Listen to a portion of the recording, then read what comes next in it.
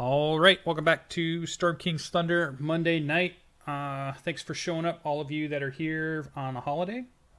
It's cool, or at least close to a holiday, day before a holiday. We're going to go ahead and jump back in. We have a lot of combat to get to.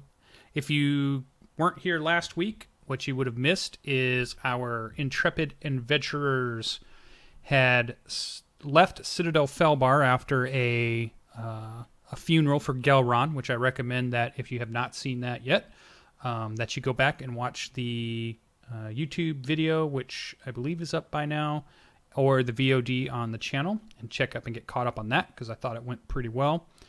And they left Citadel Felbar, our team, on their way back to Everland, I believe, to find a teleport circle, but stopped on their way at Hawk's Nest, and was talked to by the commander there and was asked to retrieve some lost wages that were meant to go to Sundabar. Sundabar is being rebuilt after several years ago the orcs had attacked and destroyed it, and they're trying to rebuild it before the next orc attack or the next time something comes by and tries to attack it. And they were paying the laborers. Hawk's Nest was paying the laborers, but that money caravan was ambushed by some giants, and since the group decided they needed to go back to Citadel Felbar to hand off or talk about the couple of the artifact and the 2 rods that they have collected, that they could go ahead and try to track down these missing wages for the laborers on the way. It all seemed pretty simple, seemed pretty straightforward, and they did a great job of tracking down where the attack happened, followed the giants' trails to the north. They're kind of out, if you can see. I'll zoom in a little bit for you. You can see where the attack happened, which is the little yellow dot on the map. Oh, well, how about I show you the map? There we go. Is the yellow dot, and then the actual group is a little bit north of that in the hills, and they were able to track down the giants who camped on top of a hill. So towards the end of our last session, they assaulted the hill, took on these couple of giants, realized there's 3 hellhounds with them, 2 giants, 2 fire giants, and the battle has commenced. And it's been a pretty epic battle, and it's only been like probably 1 or 2 rounds thus far that were into the battle. So it's 12 seconds in D&D time, which is always kinds of blows my mind when we think about these fights that we were in. You know, the Tribor fight might have lasted a total of 2 minutes tops, even though it went like 3 sessions. But so far, we're probably 12 seconds in, maybe starting on the 3rd round, which would be 18 seconds of battle thus far. If we move over to the map, we can kind of see where we left off. Let's see.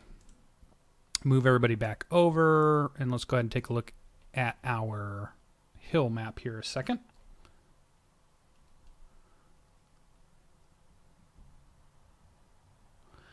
We have one player we're still waiting on who's going to be running a little bit late, so they'll be here. And we're also... Well, let me finish getting the recap up, and then we'll talk about the other stuff here real quick. As you can see, coffee's going to be at the top of the round when we do get going, but we'll give that a minute. Let's zoom out so you can see where we're at. So here's the battle happening on the side of the hill. The fire giants are engaging our team. Hellhounds are engaging. 1 hellhound is down. We have 2 of our players are unconscious at the moment. Finn, our Paladin, and a NPC man-at-arms, 2 Smiles, is also down at the moment. Coffee is up, but I believe he's prone. I think he's up, but he's not stood up yet. So Coffee was knocked down, but then got back up because I believe Ardreth hit him with Healing Word, I want to say, or something. Or was that did, Finn? As a matter of fact. I did, and then I thought I did that to someone, and they healed themselves up too, I thought. Yeah. Yeah. I gave myself all of my points for lay on hands, 25 points. Yeah, I think what it was Ardreth.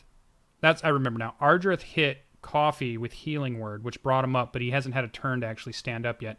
Jarrel made a dash, gave Finn a potion.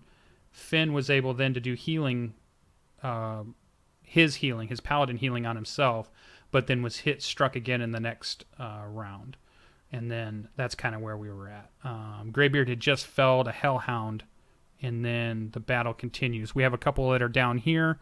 Nod was struck. The celestial steed of Finn has been struck down and has disappeared. And towards the bottom, right at the end when things started happening, Ian focused on the battle at hand, was shocked to see a ice giant racing up towards her. And so that's kind of where we left off, and actually kind of made a small move past her when we finished for the evening. So that's kind of where we are. That's where we're caught up. But a couple of things I also wanted to talk about before we jump back into the combat, and this might give our other player a little bit of time to get here, even though he's going to be a little bit late. One, Colonel is going to go ahead and take a break at this point. He's got a lot of summer stuff going on, a lot of family things are going on, and he was going to miss several more sessions with not only having family over for the next couple weeks, but also Gen Con and then some other ones. So instead of just missing, 3, 4, 5 sessions in a row, what we're going to do is we're going to go ahead and Jarrel will take a break, and then we will bring another player in. So we're going to have another player tonight, possibly, if we get to a point where we can introduce that character. If not, we'll have him introduce the character by our next session, but Spammy, or the Admiral, who also plays in our Thursday night game, is going to come over and play a character for us and join us in this group in the Monday night game. So that could be pretty fun. The other thing I want to advertise and wanted to recommend, or get everybody that's even here, like Graybeard and PB and all of them that are always on Twitter and doing posts and stuff, we're going to have a one-shot game on Sunday, this coming up Sunday at 1 p.m. Eastern, of a bunch of YouTubers that are going to play D&D with us. So everybody that's going to be in the game has a YouTube channel or is a streamer, and we've got Jordan is going to be playing with us. We've got Magpie Random's going to be playing with us. We've got Graybeard's Tavern's going to be playing with us, and PB plays inside. So 4 YouTubers are going to join us for a one-shot on Sunday, which is going to be pretty fun. So come by and check that out. So go on to Twitter, Graybeard's Tavern, Twitter, and you can vote for the name of my character. Yeah, and this week, if you want to see a little bit about what's going on, I'm going to do how I prep a one-shot adventure. So I'm going to do that on Twitch, and I also might make a video of it too. So you're going to see some content there, and I'm hoping some of the players will also do some content about them creating their characters and stuff. So it should be pretty fun. Check out all their channels coming up. So that's the advertisement for some of the things that we got going on, which is super fun. We're still trying to work on some more YouTube people. We've had some like Super Geeked. They're going to play a game with us coming up in the future, although they weren't able to make the Sunday game, but they will probably make the next one. And we've got some other pretty big YouTubers that I've been talking to that I think will be playing a game with us, at least a one-shot at some point. So it's going to be pretty fun. So, okay, I stalled as much as I could. Did T-Gray make it yet? I don't see him quite yet. I've got his character sheet open. Okay.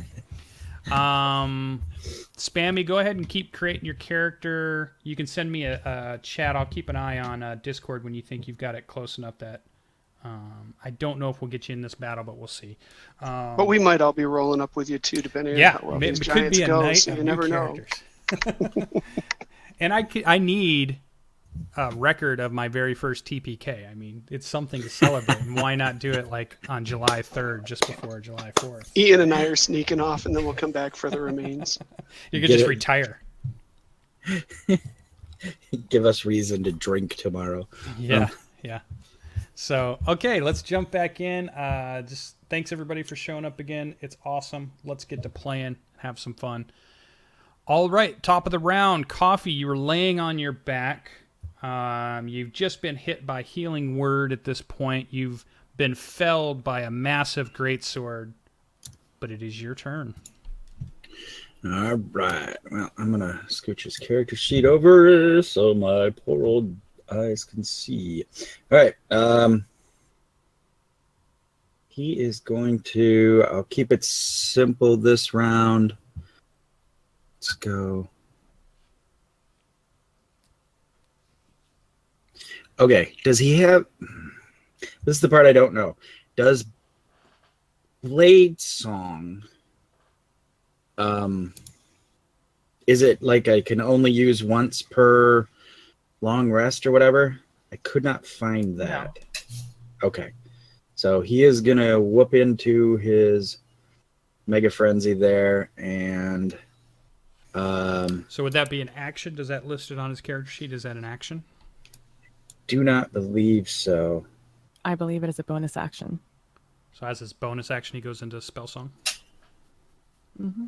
Yeah, we're letting, for those of you that are watching, copy the Spellsinger. He is a hybrid class that we've let into the campaign, so we're playing one of the hybrid classes. So this is what he does. He's laying on his back. Life is, consciousness has come back to him. He begins his chant, or I can't remember what his spell song is like, so he begins his little chant. He's got his short swords in his hand, and then he kind of flips up onto his feet. He starts swinging his swords round and round, and as he moves towards this giant, he casts Blur. Yeah, that makes sense. All right, go ahead and put it in chat so people can see. This is a pretty typical coffee for us, so we can see the blurring and shifting, and this is really good against these giants as they can hit his oh, that's not mirror image though, that's blur, so that gives him this is blur disadvantage.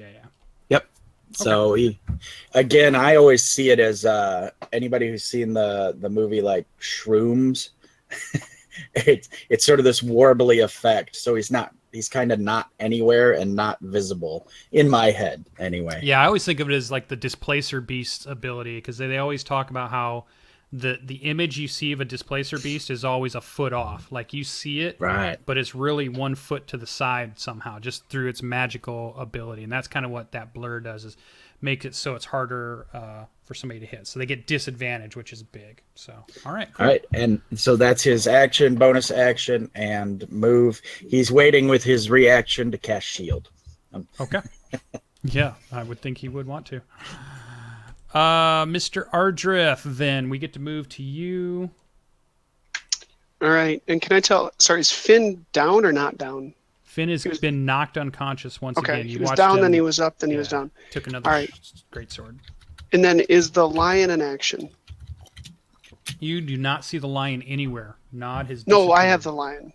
I have one of the two. To activate a magic item like that is an action. Yes. Okay.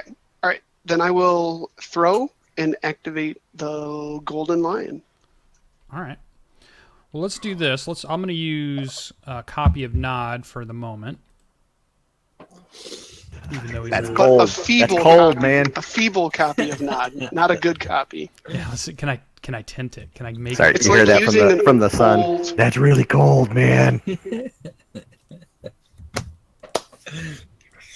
It's like using an old mimeograph machine versus a good new color printer. It's still not the same.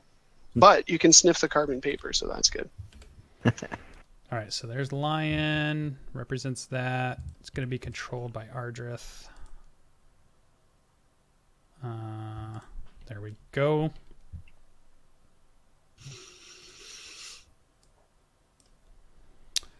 All right, so throwing something, I believe you could throw... It's not a big figurine, so to me, I feel like you could throw something probably up to... I don't know, I want to say within 30 feet for sure. You can throw it, and then it would pop out, and then it would be able to do its normal stuff. And are you using both or one at a time? Or do you only have I one? only have one. Ian has the other one. Okay. I would think that it's like... So you can throw a baseball 100 yards.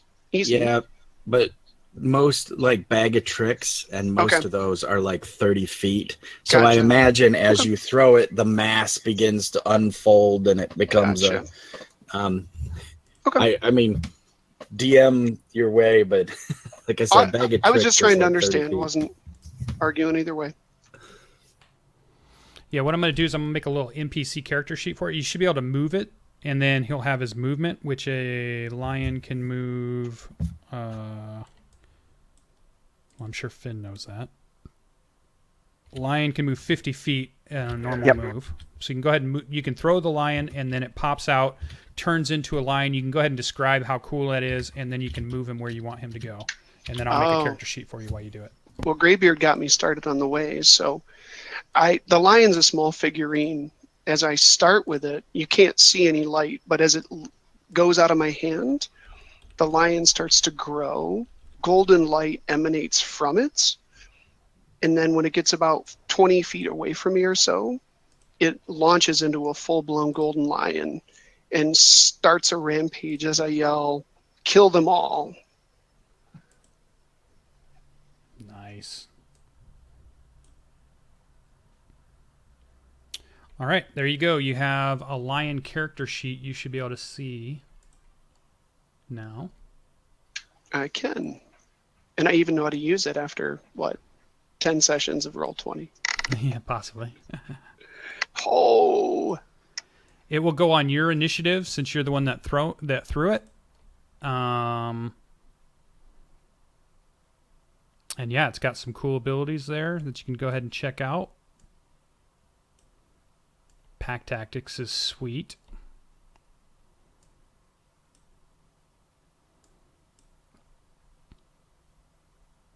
Blue is movement, so I'll put that in there. 50. And then the health I'll do is red. So his health is going to be... We'll do the 26 for now, but we'll roll it at some point. And his AC is only a 12, though. That's trouble. Okay. Yeah, we just got to get him close. Yeah, there you go. Okay. Looks good. So yeah, you should be able to move him wherever you want him to go. Can he do his full move now?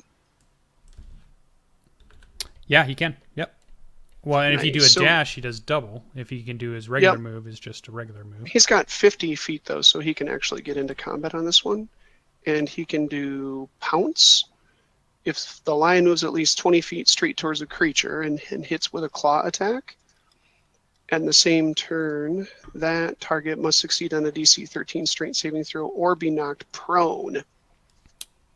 And so he's going to go for... He's going to go for the giant in the back on a pounce. Okay. Go ahead then and put him like... I moved him. Did it not show up on your side? Yeah, like this. Oh, you just angle it. Oh, yeah, I can't do just angling, because you yeah. can't be in the Yep. the giant No, it makes square sense. or the hellhounds. Yeah, But no, that makes sense. The other thing you might think about, just because it's the first time that I know you guys have gotten to use these lions, if he has more movement, if you can get him up next to Coffee, he gets his pack tactics, which gives him advantage. He's just got to be within... Oh, that's right, within 5 feet. But it had to be someone who's up. So, yes, I will move him closer. As long as you're attacking a guy that has somebody. So that one works. Okay, Actually, he you're can right. still You're right. get there. He can still get there in enough, so he'll be within 5 feet of Coffee. If the person's incapacitated, it doesn't count on pack tactics, though. Nothing says that, but that's how I'm going to rule that. Yeah. Oh, no, if they're- inside his character sheet, it does say that. Okay, good. Yeah, it says one of the allies is within 5 feet of the creature, and the ally isn't incapacitated. Perfect. So yeah, you have an ally within 5 feet of the giant you're attacking, so you will get advantage on your roll. You get to make a claw attack, and if that happens, then you get that other ability, which was the pounce. Although he's a large creature, gets so a he's bite not and a gonna... Yep. Yeah, he's 2 sizes probably bigger. Oh, I'm sure. But yeah, All right. go ahead. So you said claw attack. Does he get the bite too, or just the claw? He gets one or the other. So you can choose. Yeah, 21 is a hit, so you get to roll the damage, which I believe you can click on the word claw, just like you do Oh, all right.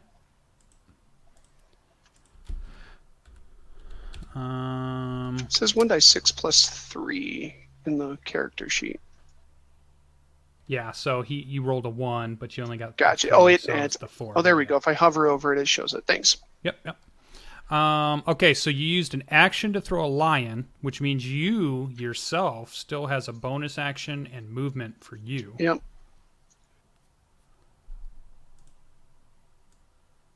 And this I'm going to slide up that way, over to the side, okay. away from where I threw it, That's but your still, movement. I'm going to get to there and stay a little bit more out of the shadows.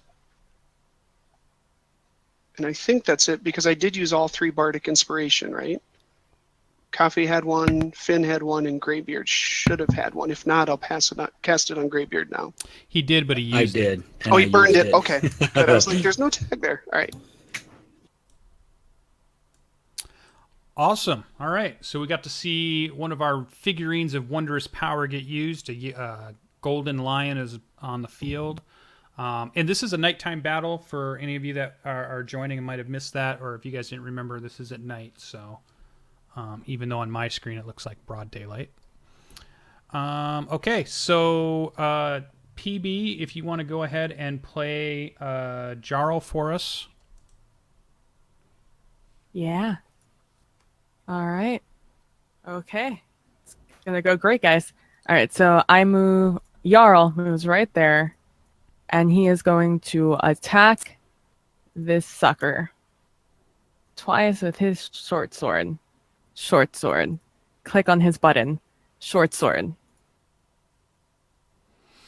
Did that do both of them? It did. So roll your damage for the first one before you make that decision. 7. Yeah, so you're going to kill the Hellhound in the first shot. Okay. And you get to describe that. So Jarl sees this. So Jarl doesn't hate smiles, unlike some people in our party, and he is like, no smiles, why? And he runs those 5 feet, and he grabs a short sword, he spins it, and he stabs down into the head of this hellhound, and he takes out the sword again, and I mean, might as well, right? I mean, if he can, he should. So he's gonna go over here, and he's gonna go chia with the sword, and So because he second already roll, yeah. rolled it. Well, I mean, it rolls both of them Yeah. on his macro. So, and he misses, and he's like, ah! And so he goes for the unarmed attack as his bonus action. If I were his unarmed attack, you know what? Let's just click on this one and hope that one's done. And that one does fuck all also. And he'll be like, oh no. So I started here, started right here. 5, 10, 15, 20. So he has 30, 35, 40, 45, 50. And he has 35, 40, 45, 50. And he's going to end up right over here. Right? 35, 40, 45. Right there. And that is his move. And he does not provoke any opportunity attacks because he has a feat that doesn't allow that. Oh, sweet. So, yeah, put that in chat so we can see it, because I think that's a new thing he added. Yeah, the mobile feat. It's amazing. He has a thing somewhere on here. There it is. Do you remember how long it took to get that in 3.5? It was like a Oh, feat yeah. chain of like 4 feats to do that. It was brutal. Plus, you had to have like a 15 or 17 dexterity. Yeah, I think he does. I think he has a high one, but that's cool. That's a cool change for him. In previous episodes, you might have seen he had luck, but he was using that to offset. It's a whole weird set of circumstances where he was a drow, but it wasn't working out. So we let him change his feat, and he took mobility to make the monk work a little better. So that's cool. And he is a super mobile monk at this point. So perfect. That leads us then, after killing a hellhound, punching some plate armor, but not really doing any damage to a giant fire giant, and then dashing away, leads us to the Hellhounds. And there's only one left at this point. And I think he was attacking Graybeard, so he's going to continue to chase Graybeard. So Mr. Hellhound is going to move.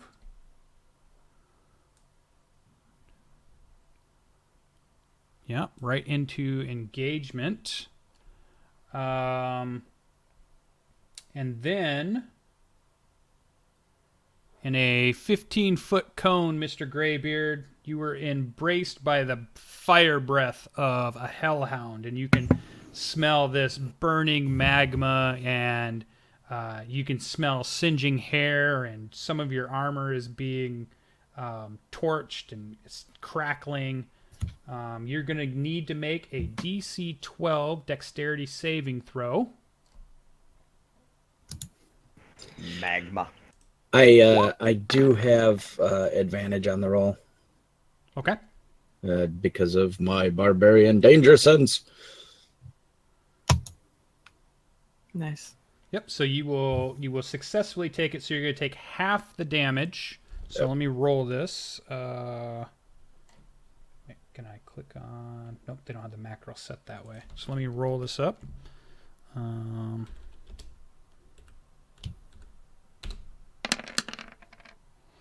17 fire damage, half because you are dodging to the side as it rakes in front of you, or right over your head. Maybe you dive down and it goes over your head, and so you take half of 17 fire damage.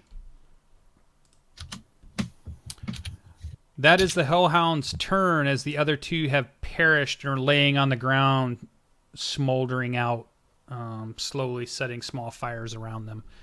That brings us to our ever vigilant ranger. Oh, sorry, let me move back up. There you go. Ian, you were up. I am just like so over the entire situation.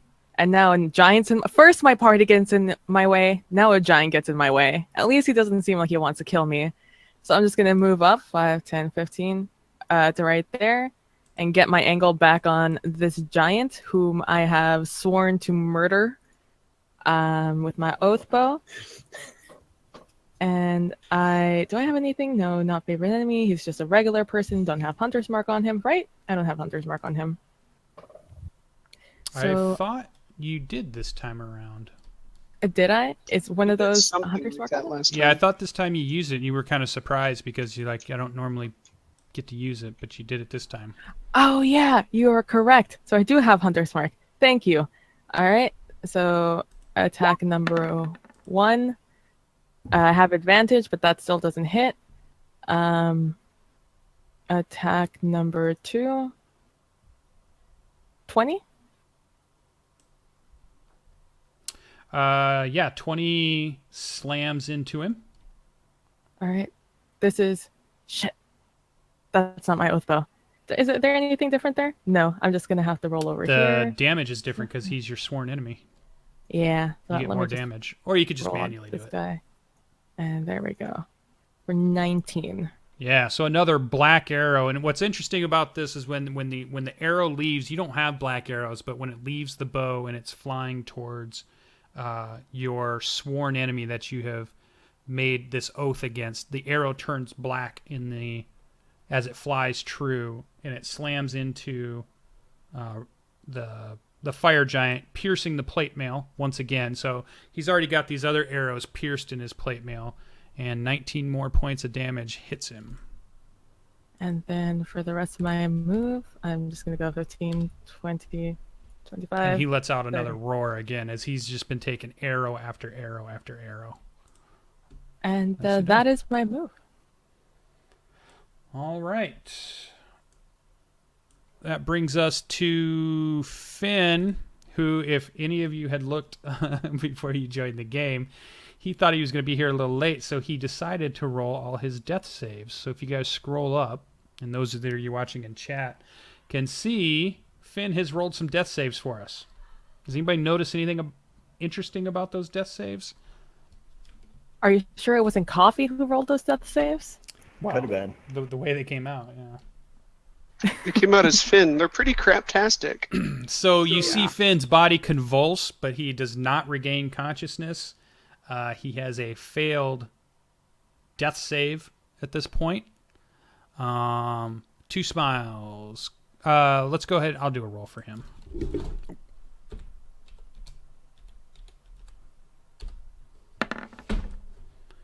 Because he goes on your turn, right? Yeah, we put Smiles at 7. So Smiles also convulses, has a fail thus far. Not looking good for our Paladin. Let me mark that down so I've got that. Okay, good.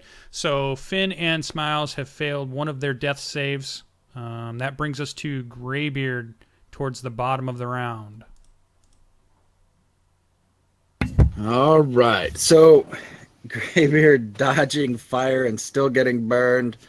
He just goes into that frenzy, choppy, hacky goodness that he does so well. But the tirade this time is something like, "I hate fire. Why do you think I went to sea?" As I'm hopefully mauling this thing for the final time. You're looking at this one, and this one appears to have no wounds. Right. So you know. Yeah. Okay. So a 12, or are you using? You get an advantage. I have advantage. Okay, so 24 hits for 15. That's a good solid chunk. Number 2. So a big gash along its flank. An 11 and a 10, that would be a miss, even though you have advantage. So right. you hit soundly, and then as you bring it for the backhand swing, it also kind of ducks down and puts its belly on the ground, and you go right over the top. All right, and then for the third and final attack? Because you have advantage, the 21 will strike the Hellhound a third time as you bring it back around. 13 more points. Another big gash, and it growls at you. It's definitely hurt.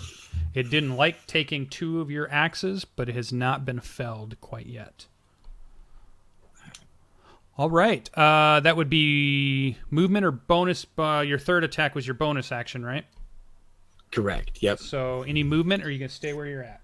I might as well stay right here. Okay. He runs faster than I do. Imagine that, a dwarf too slow. You need mobility. I actually have barbarian movement. I move as fast as a normal wood elf. Only if we had a normal wood elf. We have an exceptional wood elf. We don't have normal Exactly. All right. Fire giants are up. This went totally bad for you guys last time they got up. They're at the bottom of the round. They rolled a 1 on their initiative, as bad as it could be. I am going to... Actually, we missed one person here, which was our giant who came in. I wanted him to act on Ian's turn, but I got excited about her hitting with the bow. So our ice giant will continue to move in. The group can feel the pounding of his footsteps as he's charging in. He can move. Ooh, he's not very quick, though. 5, 25, That's most giants. 30, 35, 40. Okay. Because he still wants to. So, Graybeard, you hear and can feel the ground shaking behind you. And as you kind of look over your shoulder, you see another gigantic giant. And what you see is you would recognize him as probably a frost giant. He is clad in plate mail armor, and he's wearing a skull of a white dragon as a helm. He has a jagged axe that he's carrying that looks quite formidable as he comes charging up. He reaches into his pouch for his one interaction, and he's going to grab a stone. and he's going to hurl. You see him pull a rock out, Graybeard, and you see him wind back, and in your brain you're thinking about it's never good to be hit by a rock that's been thrown by a giant, and you see him let loose, and he throws a rock, but he throws it and challenges his brethren, and he yells and bellows out, "To me!" as he throws this rock and at the fire giant to catch his attention. Let's see how he does. It's a really nice way to say hello. Yeah, so the rock streaks out, bounces off the pauldron of the fire giant, and though has not done any damage to him, it rocks the fire giant, and the fire giant locks eyes with this approaching frost giant, and you can see hatred between the two. And he immediately turns his attention to the frost giant.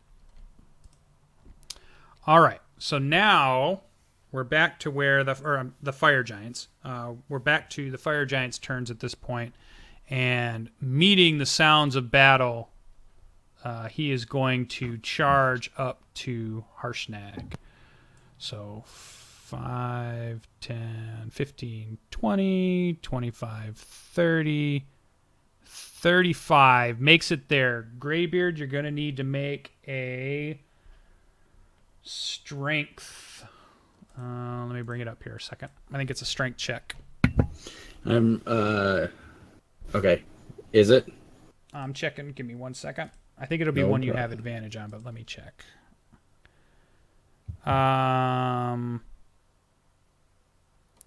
Yes, it is a strength saving throw. All right. And then, yes, I do have advantage currently due to rage. You need to beat a 19. Uh-oh. Oh, you freaking fracking me. All right, you've been 19. knocked prone. You're knocked off your feet as the foot pounding of this giant comes hurtling by and looks to throw himself at Harshnag here. The frost giant that has appeared. And actually, as he gets there, you hear the frost giant laugh out loud as he joins in battle, and he says, "Yes, come to me, brother. Fight Harshnag." And they clash. So let's go. Fire giant swings greatsword twice because they have 2 attacks. So first one against Harshnag, he rolls a 20,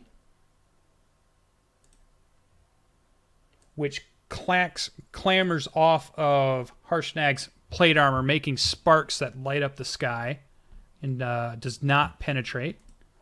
He swings his greatsword a second time with anger.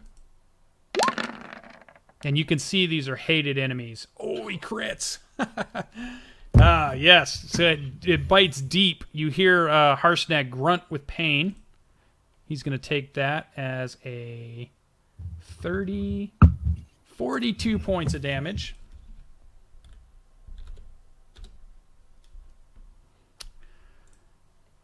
Second fire giant sees this engagement and races to join. He's going to pass right by everybody. So I'm going to move 5, 10, 15, 20, 25, 30. He's going to dash. He's going to get there. Get it, Coffee. Movement. Hit him with that opportunity. Coffee gets a free attack of opportunity. So does the lion for Ardreth.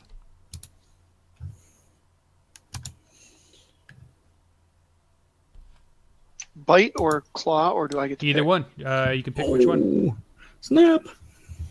Coffee strikes for 11 piercing. The bite was a 10. I don't know if it hits. Nope. So it misses as the giant races by. Graybeard, you're already down, so you do not need to make another check. Nobody else was around. That is the fire giant's turns, and you can hear them trading insults in their giant language. as they race down to meet this frost giant. We're at the top of the round. Has Coffee made it back here yet? Nope. So Graybeard, you get to play Coffee once again. All right. His movement 30. Oh, jeez. All right. Let me look real quick. Oh, you don't have anything written down on your character sheet, D. Gray. Then only do what's on the thing, because that's what I would do. He has a bow, right. doesn't he? Yeah, and he's got spells. But let me look real quick. What are you looking for? Something to heal. Oh no, I don't think You Finnwe. could try a medicine check, which would stabilize him. It would not necessarily bring him up, but would make sure that he does not fail another death save. And it doesn't hurt if you fail. All right. Well, he's gonna do just that then. So you make a medicine check, and you got to beat a DC 10 to stabilize him, I believe. All right. And he falls next to Finn, and he starts like trying to bind his wounds, and he's, brother, you shall not fault its stay. We need to slay these giants. Come back to us. And Yeah, good job. So Finn is stabilized and will no longer need to make death saves. Finn, you can go ahead and roll a 1d4. That will be how long you were unconscious.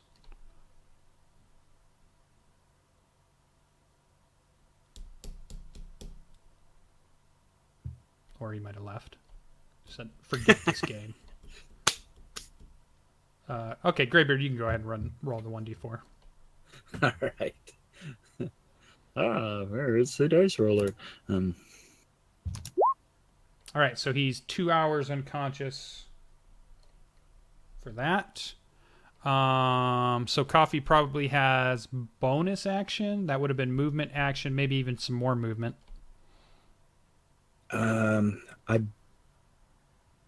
He's got 0 down for his second wind. Bummer.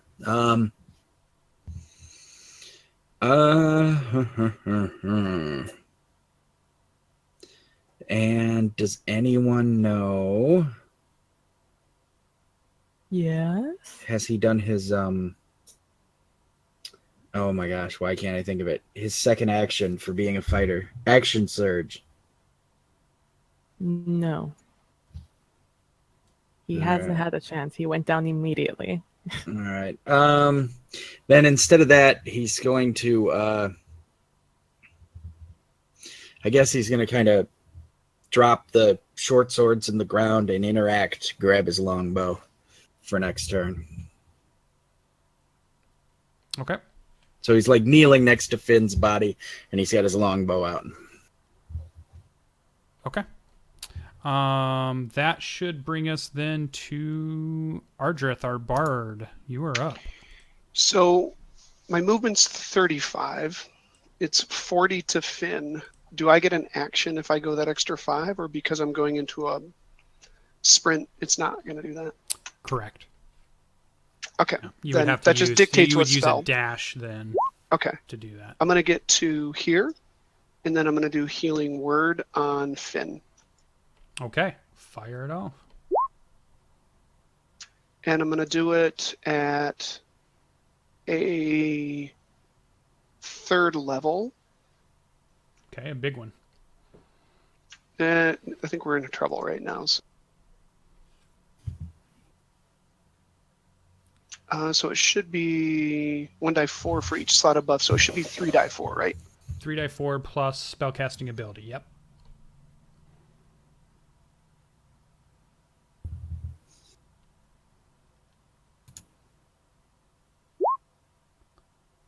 All right, Finn takes a huge breath. Wounds begin to heal and knit themselves back together, and you are back to 13 hit points. So we can take that off. So no longer unconscious, but still has bardic inspiration. Okay, so that was your movement to get up there. You did your healing word. Any Yep. bonus actions? I don't have any right now, so nope. Okay. That brings us to Jarrel. The lion. Oh, Oh, the yeah, lion. you get to use lion. Yep, go ahead. Yeah, so the lion's going to do another pounce attack against the Nice. hellhounds, and he 5 of Graybeard, so he'll get advantage as well. Yeah, and I think it's as long as the enemy is within 5 of Graybeard, so I think you can still be like right there. That Oh would- that wait, would he still could work. have done a bite attack as a bonus action with pounce, by the way. Oh no, if they're prone, never mind. Sorry, not prone. All right, Yeah, I think you have to hit with the first one, and then Yep. You have to knock him prone before you can take the bite. Yeah, so the 17 hits, so you get the claw attack fires off. So you get 4 more slashing damage, and now he has to make a check, right? Yep. Okay, because he is still alive. The 4 damage didn't hurt him. And tell me what the DC is for that check. It is 13. Yeah, it's 13. The way this thing scrolls inside the window, 13. it's hard to catch the right line. And is it a dex or a strength?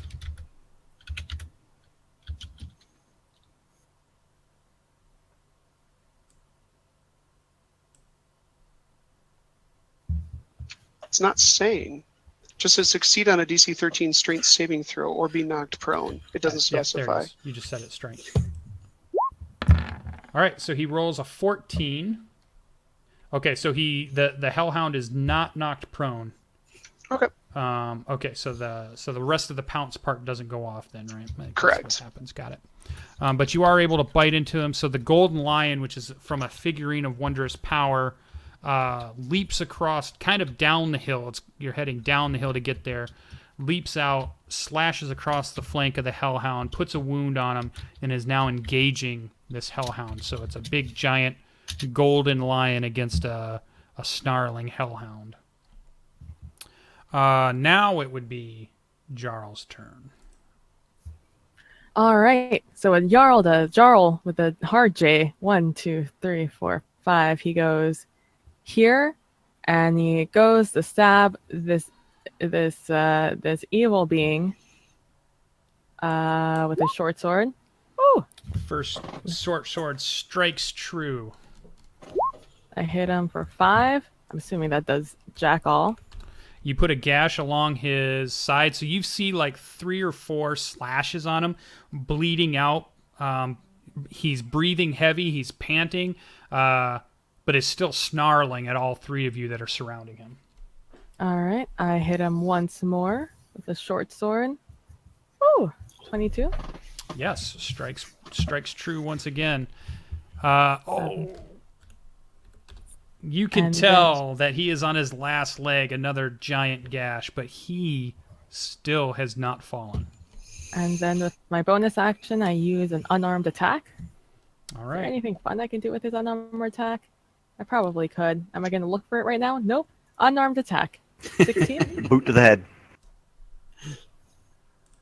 Probably involved a key point. 16 will strike true. And he hits. Wow. Okay. And now you get to describe what that looks like. So I see this hellhound breathe fire on Graybeard, and Graybeard just freak the F out.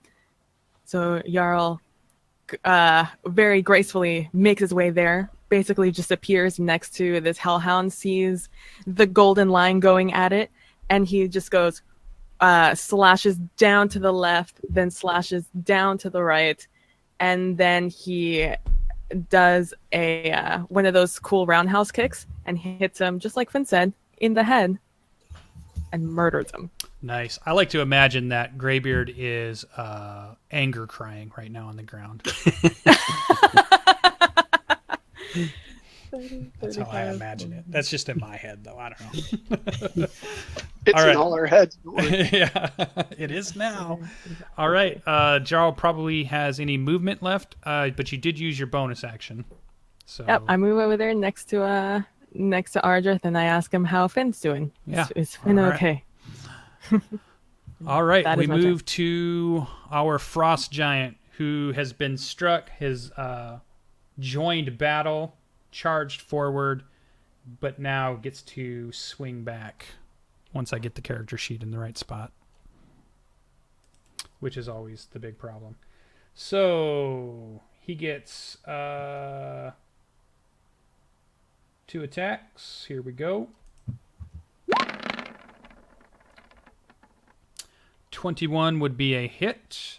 So he puts a grievous wound into the first fire giant that he engaged. And then he tries to swing at him again with this great, and this is a vicious looking great axe that he has.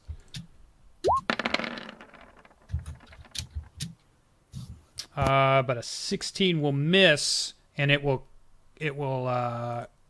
again create sparks off of the plate mail of the fire giant. The fire giant's plate mail is well crafted, and though it has arrows sticking out and blood is gushing out and he's taken wounds from all angles, this is still formidable armor that these fire giants wear.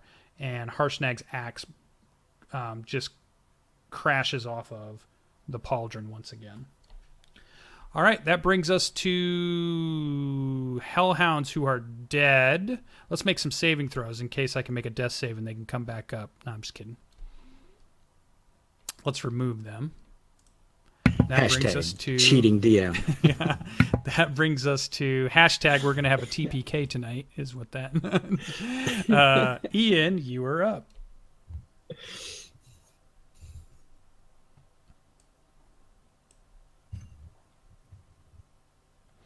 Actually, the first thing that happens here, though, too, the thing that's been giving off light before you go has been the Hellhounds, and now that they are gone, they are not giving light off anymore. So, what is your night vision, Ian? And you're muted because I'm not hearing you. I have the elf vision, which is 60 dim light. Is that what it is? I don't know. It's on your character sheet. You're funny if you think I actually wrote that one down. Maybe Jarrel did actually. He likes to write everything down on his character sheet. All of you are elves except me. Someone should have it. Somebody should know. Charm, trance, essential. I mean, if any of you guys know what my vision is, feel free to say it. I'm looking to.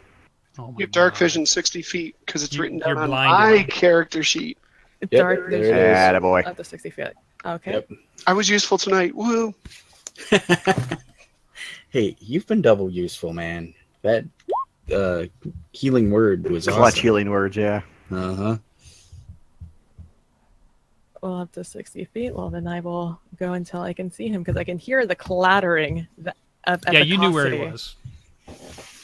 And does my Oathbow And probably actually, gives me something technically, cool. Oathbow on this guy, you still get advantage. And what does your Hunter's Mark give you? Does that give you advantage? No, it just gives me extra damage. Extra And damage? helps me track him Oh, down. okay. Yeah. So you move forward so that you can see when the vision, and it's kind of like that black and white vision. It's just at the very edge. You can see 3 giants are dueling at this point. One with a great axe, the one that ran by you. 2 of them in dark black armor with great swords, and it's a quite a big melee going on at the moment. But also with my burning hatred, I'm able to see him even better. Oh yeah. So I attempt to hit him with my Oathbow, clicking on the correct one that time. 15 misses. 15 hits, but shatters off of the breastplate. Does not penetrate. And then I'll attempt to hit him again. And that's even worse because Another that's my arrow. life. Shatters, yeah, off the breastplate. 2 of them. Did it not hit because you rolled the Oathbow as Jarrel? I'm just trying to make sure it applied the right modifiers is all. No, yeah. All Okay. that is my name. Perfect. That All right. changes thing. Yeah. All right. And since I did fuck all that turn, I'm just going to go back and that's my turn. Okay.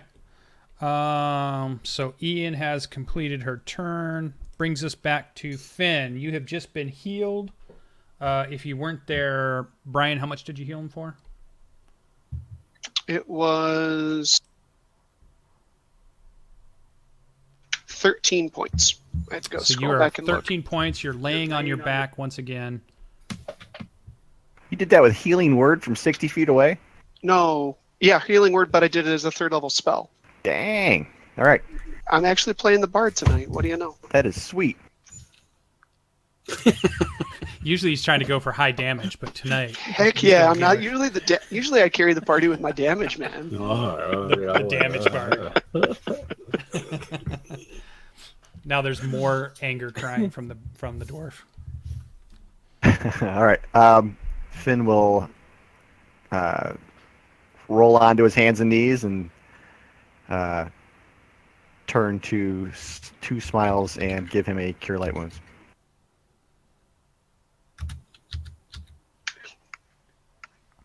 All I right. was gonna yell, I'll deal with 2 smiles, you go fight, but we're good. Oh, did you yell that? Not before this, I should have, but I didn't honestly, I should have expected you to start to heal him instead of going over, but I didn't, so. All right. He is at 7 hit points.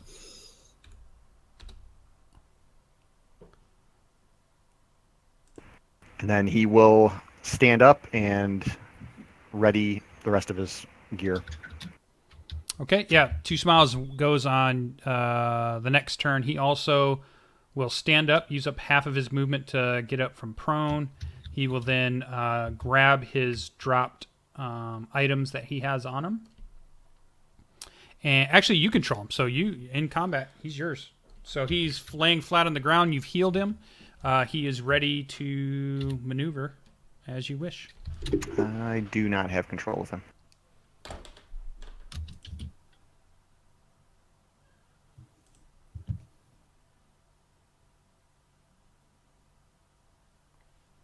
Oh. Yeah, it looked like I couldn't give him to you because he's an actual character sheet. Wait, All right, no, he's no. gonna You he's should gonna be- grab the bow and longbow off of Finn. Bow and arrows off of Finn.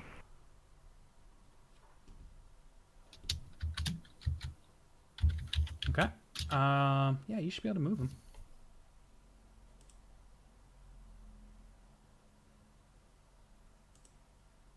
I cannot. I can move Finn, or my guy, but I can't move him.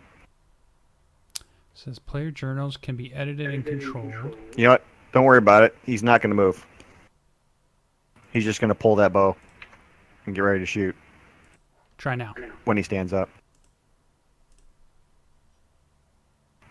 Nope. Okay, never mind. Don't worry about it. It's not a big deal. Oh, it's a big deal. Let's keep this combat going. Graybeard, you are on your back. There is a raging giant battle above you. All right. So this one. Hey, this one. Uh-oh, it's not working. Okay, the one to the Make sure not you have below. you clicked on your arrow, not your ruler. In case that might be yeah. it. My hero. All right, there we go. This one. I'm just gonna go A and shred him. Hopefully. Any luck? Nope, not with Ka'FeyBlak's character sheet. I won't. Well, I might, but all right, here it is. Chop. Yeah, 22 will hit, but you said it was the one to the left or the bottom one? This one right here. The one I've been murdering. Gotcha. Yes. Okay. Yep, so you strike him with your axe. Yep. Swing away. 9 damage, okay. Oh my god, the dice have forsaken me. I would put these dice in dice jail. He has wounds all over his body. He is still fighting with tooth and nail as best he can, though he is wounded grievously. All right, so that was like in the back of his, the back of his calf, Mhm. and Yep, 24 would hit. Okay. 15. Aha! That will fell our giant. All right. So that first swing was there, we'll X it up. And the first swing was like in his calf, and he starts to buckle backwards. And as he does, Graybeard like swings out aside as his body's coming down, and then he just lets him have it right in the face, like, you know, kading, like this as he hits the ground from the chop and the knee, all total dwarf style, giant takedown. Nicely done. Still have bonus action and movement. Yes, I do. So then this one will take the third Hassan chop. Woo! 24, right? Yeah, that'll hit. Nice. I love you, advantage. Oh my god. Just the worst damage. At least I'm hitting. Okay. All right.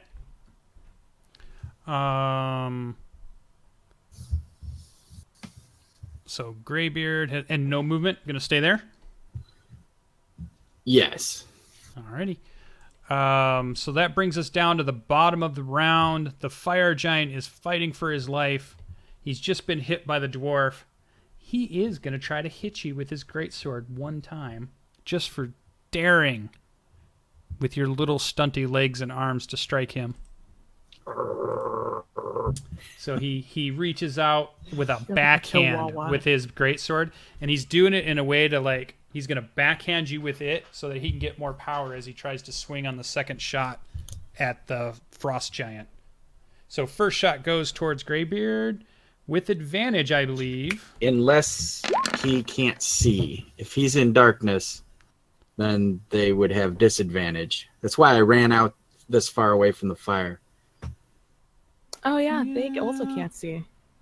Yeah, I guess it would be a disadvantage, but then he gets advantage, so it would cancel. Right. So just normal hit, and he's going to crush me, but I have to take every little squeak I can. Oh, yeah, definitely.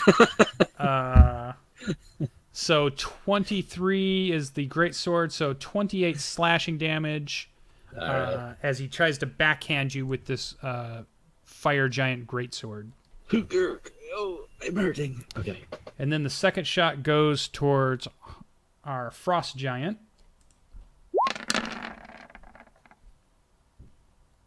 Ha. And he gets disadvantage also. Does the other guy have disadvantage, I wonder? Because I don't think I did that. Oh, but we still had the Hellhound. The Hellhounds. Let's see. I don't think he has night vision, but let me look.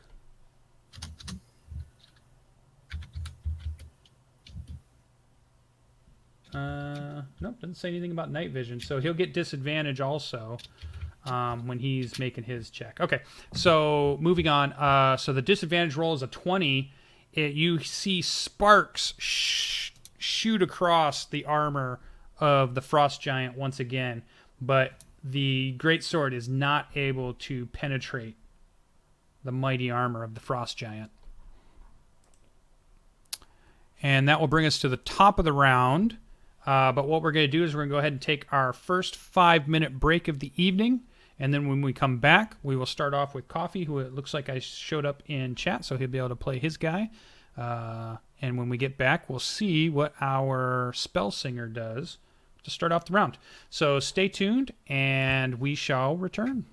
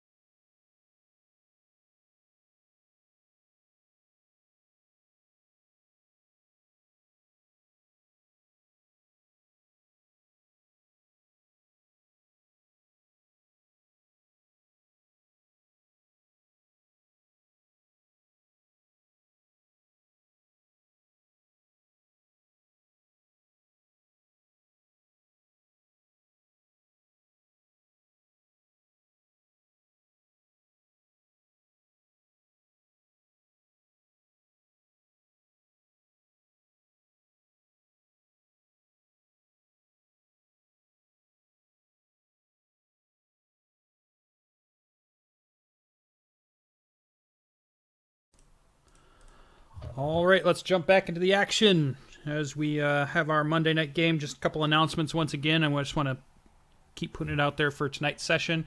Remember to check us out on Thursday. We have a game that's being broadcast on Twitch and Discord, which is another Dungeons & Dragons homebrew campaign with a few familiar faces, but also... No, all familiar faces now. Oh, we'll have actually a new guest appearing in our next session. So we're going to have another person join us in that session. And we'll talk all about that leading up to Thursday night. But then also this Sunday at 1 p.m. Eastern, we've got a one-shot that I just want to keep everybody... if you happen to be doing nothing at 1 p.m. Eastern time on Sunday, jump into Twitch and check us out. We're going to be playing a one-shot with Jordan from YouTube. Also, Magpie Randoms, Graybeard's Tavern, and PB Plays Inside. So a bunch of YouTubers are going to play some D&D with me on Sunday. So it's going to be pretty cool. Definitely check that out. I'll post everything on YouTube in case you do miss it. All right, let's get back into the action. Ka'FeyBlak, you are back, top of the round. You're standing over Finn, who has risen up. The battle rages to your south at this point, as many things have died, but there's still a fire giant to deal with. All right, I'm going to... Is my blade song down or up? Blade song is up. And Blur is up. And Blur, yeah. Oh, perfect. Then I will charge forward to the giant that is actually up. Get right next to Graybeard. Yep, you pass by a golden lion that's on the field. I will hop over 7. Actually, Nod has died. This is a golden lion. A different one. I guess 8.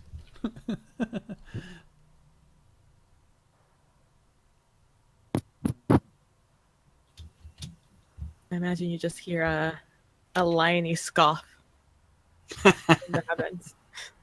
Oh, might be having mic trouble. It is a new Can you hear mic me? for coffee. Oh, now I hear you. There. Didn't hear you before. Sorry, though. I'm just not pressing very well. All right, so 2 short sword attacks on the giant. Okay. I heard 2 short sword attacks, although it was low. First one clangs off of the armor. Second one clangs off the plate mail armor. Is unsuccessful in penetrating this black plate mail that they wear. Okay, as my bonus action, I will use second wind to gain 1 chance of Okay, if you guys aren't hearing that, he's going to use second wind to regain some health as his bonus action. All right, so you get 3 hit points back for your bonus action. Sounds like his mic is going in and out. It's a new mic for him, so he might have to work on a few things here, so bear with us. All right, so that should have been his movement, his 2 attacks, and his bonus attacks. That should mean we're able to move on to Ardreth at this point. Ardreth, our bard, you are up. All right, so we've got Finn and what's his face, Smiley Jack are down, and 1 giant's up, right? I am going to go 5 to here and cast. Well, they're healing. both up. They're No, not. no. They're not Right. down. They're up, but they're not. They're I not mean, is he fully ready to healed. go jump into fight? Yeah. Yeah. Okay. So I'm going to cast Cure Wounds again as a 3rd level on him. All right, breaking out the heal spells tonight.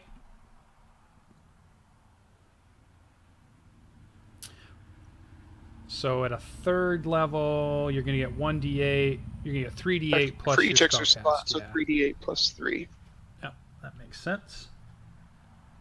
Roll it away.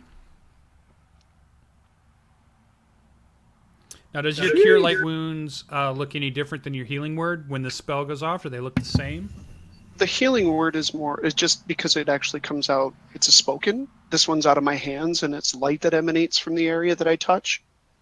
Awesome. All right, 23 more hit points flow into Paladin, Finn, So that would have been your action. You'd used a little bit of your movement. You probably still have some movement and bonus action if you have one. No bonus actions. I'm going to stay in this facility. I'm going to tell Finn that I'll take care of Smiley Face, and he can go into the fight, to join the fray. Awesome. That will bring us to Jarrel. You are up. Jarrel is gonna run 5, 10, 15, 20, 25, 20, 25. It's somewhere over here. And he is going to, out of his pack, take out a torch. And for his action, he will light it. Okay. So Literal let's put a torch torch on him. He's a torch bearer now. Such a good game. So we say emits, or actually let's just put an aura on him. That'll make it even easier. So he's going to have we say a torch is about a 20-foot aura. It'll be about yellow. Oh, is it about There we 20? go. I was thinking 10. Then he'll move right there. Yeah. All right. You know what? Let's even move right there. Oh, Just so the giant super is backlit. metagamey. And we could see him. Well, like I said, I thought it was 10. Oh, I forgot to do the lion. I apologize. Yeah, you can go ahead and do the lion. Okay, so Jarl Yeah, move. that's Pounce fine. attack again. Sorry. Yep. So after, you have to move him to a spot that's unoccupied.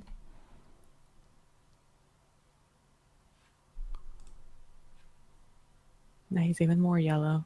And that's good because the lion does not have night vision either, so that actually helps him out too. But he has pack tactics, so he gets advantage, Yes. and a 20 will get through the armor of the fire giant, so you're able to roll your damage. 7 Which slashing. then should initiate. Oh, unless he won't probably knock prone though. I think we already decided I that. think he's so. too big. I think the giants are too big for that. I think that would be for medium size. Does it say anything about medium or large creatures? It doesn't differentiate. Well, we could say maybe he's trying to dodge around, and it could try to knock him off balance. So let's do a try here. So he's got to make a check, and he's got to make a strength or dex. It doesn't. It's a DC, is what it says. Dex. Strength. It's a Strength. strength save. I believe he told us last time. That's Oh, right. okay. That's what he did last time. Yep. Okay, so above 13. Let's see what he gets. Yeah, okay, so he ends up he's trying to dodge out of the way of, a frost giant's axe hitting him, a dwarf axe hitting him, short swords clanging off his armor, and you try to knock him off balance as he's dodging all of that, the lion does, but is not quite able to knock him over. Even though it looks like he teeters a little bit, he's able to catch himself and does not quite go prone. So good. It's a good stuff, valiant though. effort. Yeah, definitely worth it. All right. That means the lion would still have movement, does not have a bonus action. I assume you just want to leave him there? Yeah, he'll stay there. Okay. So that brings us to our frost giant, who gleefully, with a wicked smile on his face, hefts his great axe and swings it at this fire giant. First swing, regular attack at this point for a 26, hits for 27 points of damage. And tries a backhanded swing. Rolls an 18, which still hits the fire giant for another 31 points of damage. Nice. And he's jostled back and forth as he takes 2 mighty blows, bleeding from the protrusions and the cracked different plates that have been bent and sliced into by this great axe. But he still stands and he still fights ferociously, as he is now way outnumbered. Ian, you were up. I'm going to move 5, 10, 15, 20, 25, 30, 35, 35. I'm going to, as my bonus action, I'm going to move my Hunter's Mark over to this guy. To the other fire giant. And I will shoot him. And he has taken damage, correct? He is quite damaged. Alright, so it is this one? 23, I'm assuming hits. Yep. For 14. Okay. Long bow. And then my second attack, 19. So, yeah, 19 will also strike true. 5. 14 and 5. Okay, so 19 total. And that is my turn.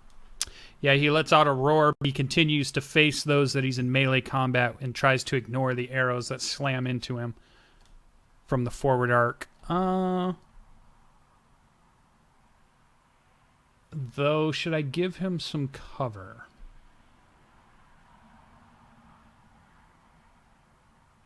There is a giant in front of him. I think the 14's going through, but I'm going to give him partial cover, so the 5 I don't think is going to go through. Because there is a frost giant in front of him that you're shooting past. And I assume you're not going to try to hit the frost giant in the back.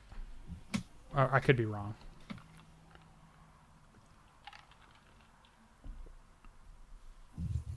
So that is... Okay, so you move. That works out. Let's move Nod out of here because he's not quite there. Okay. That brings us to Finn. Our Paladin is up. Finn. All right, Finn will start to run towards that fire giant, and then as a bonus action, he is going to Misty Step. Ooh, explain. Yeah, describe all this. Really cool. He's just running, and he will disappear in a puff of green smoke and then reappear right next to that line. Very cool. Bam! Bam! Bam! He will then swing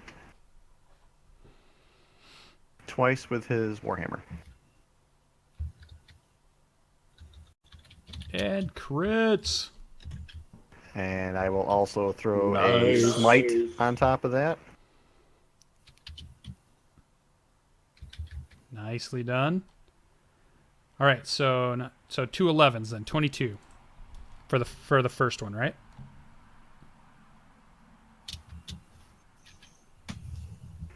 Yeah, I'm looking at that. Yes, I'm gonna 22. And a miss. Yeah.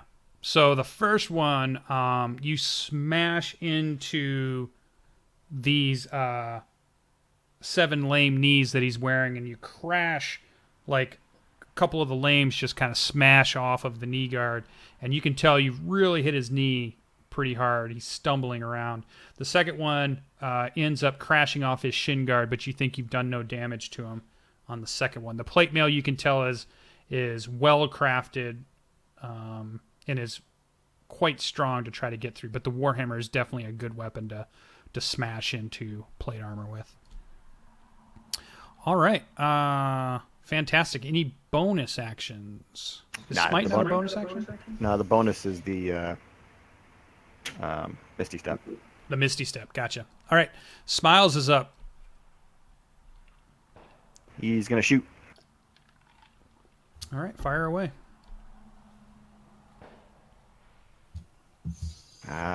Since the bow is not on his sheet, I'm just going to pretend he's throwing a spear, but we'll call it the bow.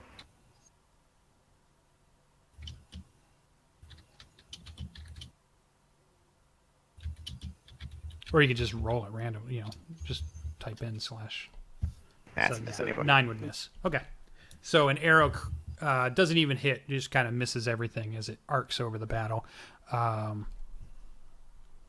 Ian, you see an arrow dig into the ground out here in this square next to you.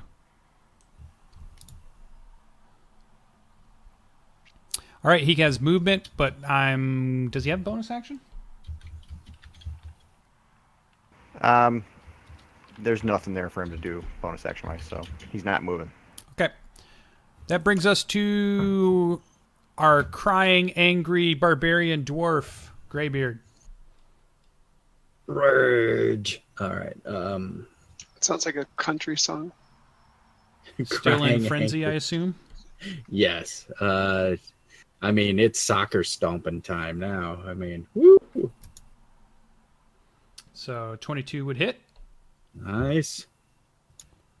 for 13 slashing damage. Takes another big wound. He is bleeding from many wounds, but still standing. Your axe hits part of his armor, and you see sparks fly off, but you realize you've not penetrated the thick plate that you hit. I got to work on my mid swing here. It's obviously out of calibration. There it is. Yeah, there you go.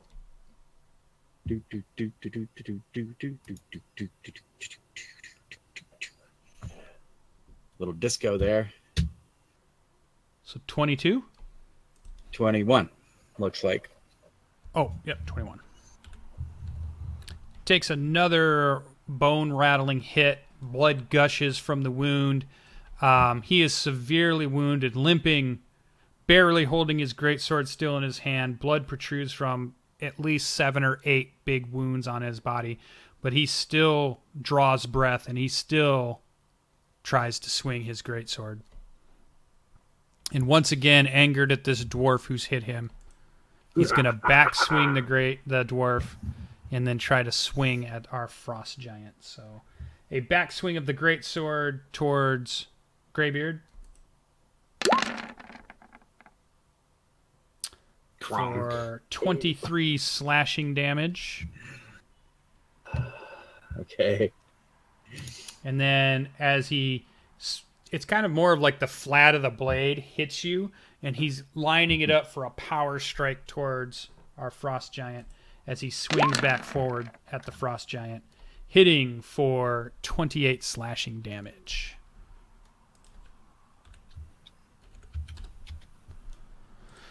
Harsnag laughs at him in his face, glares at him. He's not going to run. He does not have a bonus action, so that brings us to Coffee. All right, 2 short sword attacks on the giant. Swing away, sir.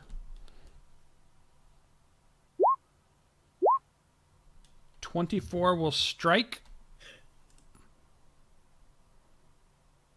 for 7 more damage. Piercing damage as you pierce the blade into him and then pull it back out. You see blood drip off your blade. He lets out another roar. His breath is ragged. He's barely standing, but yet has not been felled. The 12 would not strike. That's it for me then. All right, moving to our bard, Ardreth, and the Golden Lion. The Golden Lion will attack first. And since I'm already in and can't use the pounce attack, I will go for the bite. Okay. Scores a 22, which is a hit. I think you can click the word bite again and it'll do the damage. Golden Lion, describe how you fell the fire giant with the final blow. So the Golden Lion... No, do it in roars, just like roar, roar, roar. Golden Lion jumps in the air towards the fire giant's throat. As he's about to lunge in, he yells, "Graybeard!" and rips the giant down to the ground as the jugular vein. And of course, this action starts to make the thing go towards Graybeard. So Graybeard's not sure if it's a taunt or a warning that a giant's about to fall on him. Nice.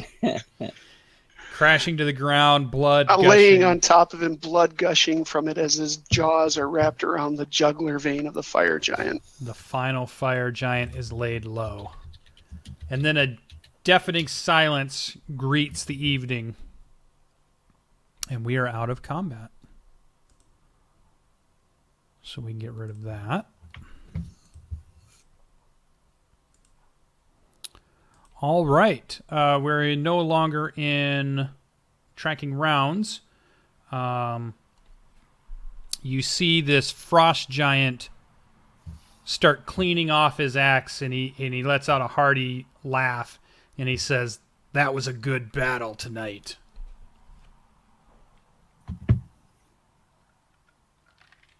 Well met, giant kin, I say in common. Yeah, he gives you a bow. And again, let's give you guys the description of this guy one more time. So you can see that he is a frost giant, and where's that part? Okay, and he is clad in plate armor, and he wears the skull of a white dragon as a helm, and he has this wicked-looking, jagged great axe that he carries that he's cleaning off. And he kind of moves the dragon helm, it's kind of the skull up to his forehead, so now you can see his face, where before it kind of covered his face. And you can see he is definitely a grizzled, scars all over his body, warrior type, as you look at him, and he stands there to address you.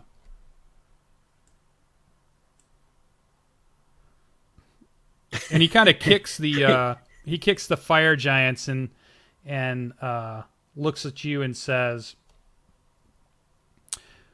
"Well, these two seem to not give you too much trouble. Where do you hail from?"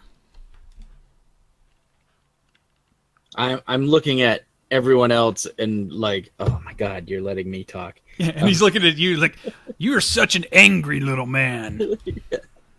Why so angry? Why so serious?" All right. We came from Fortress Can you even speak Felbar. while you're raging, or are you coming out of rage? Yeah, I can, and I couldn't cast a spell and keep concentration, but I can talk. Yeah, I'm heaving, starting to like,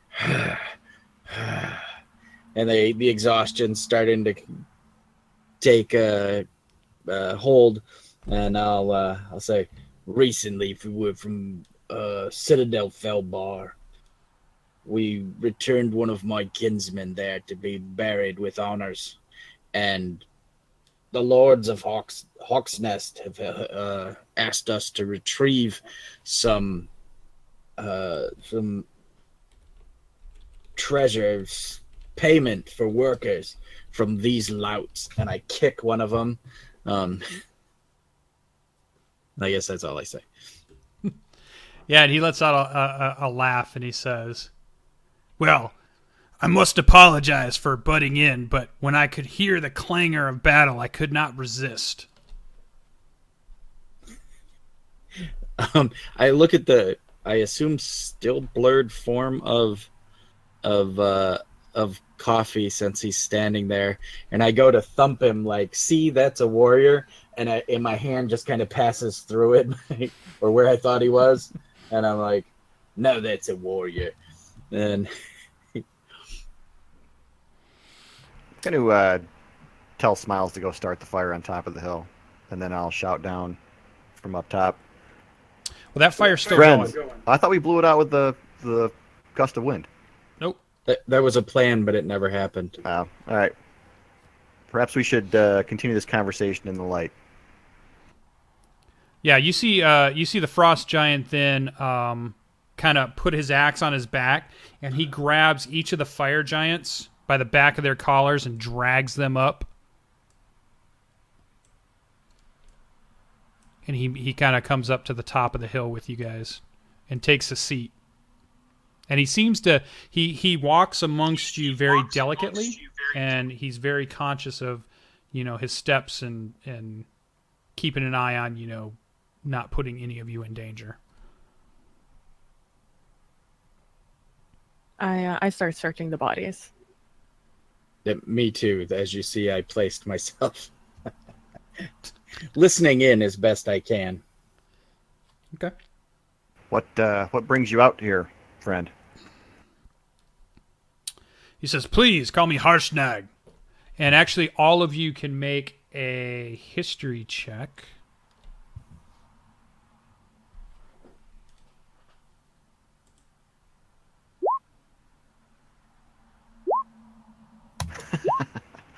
I burned that book, apparently. You were paying hooky that day.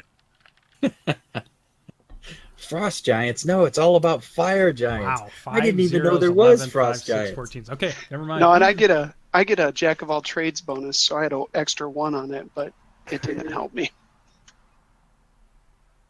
Those are horrible rolls. Well, Jarrel, that might be high enough. 14's pretty good. Yeah, Jarrel, when he says his name is Harshnag, PB as Jarrel, since I can't wait to hear this accent. I'm so. You can go ahead and tell the group that you've heard of this name before. He is a known giant who has worked with Force Grey, which is a pretty famous adventuring group that works out of Waterdeep. In fact, you guys would know Force Grey for sure, as one of the big adventuring groups that works out of Waterdeep. So go ahead, Jarrel. Tell us what you know.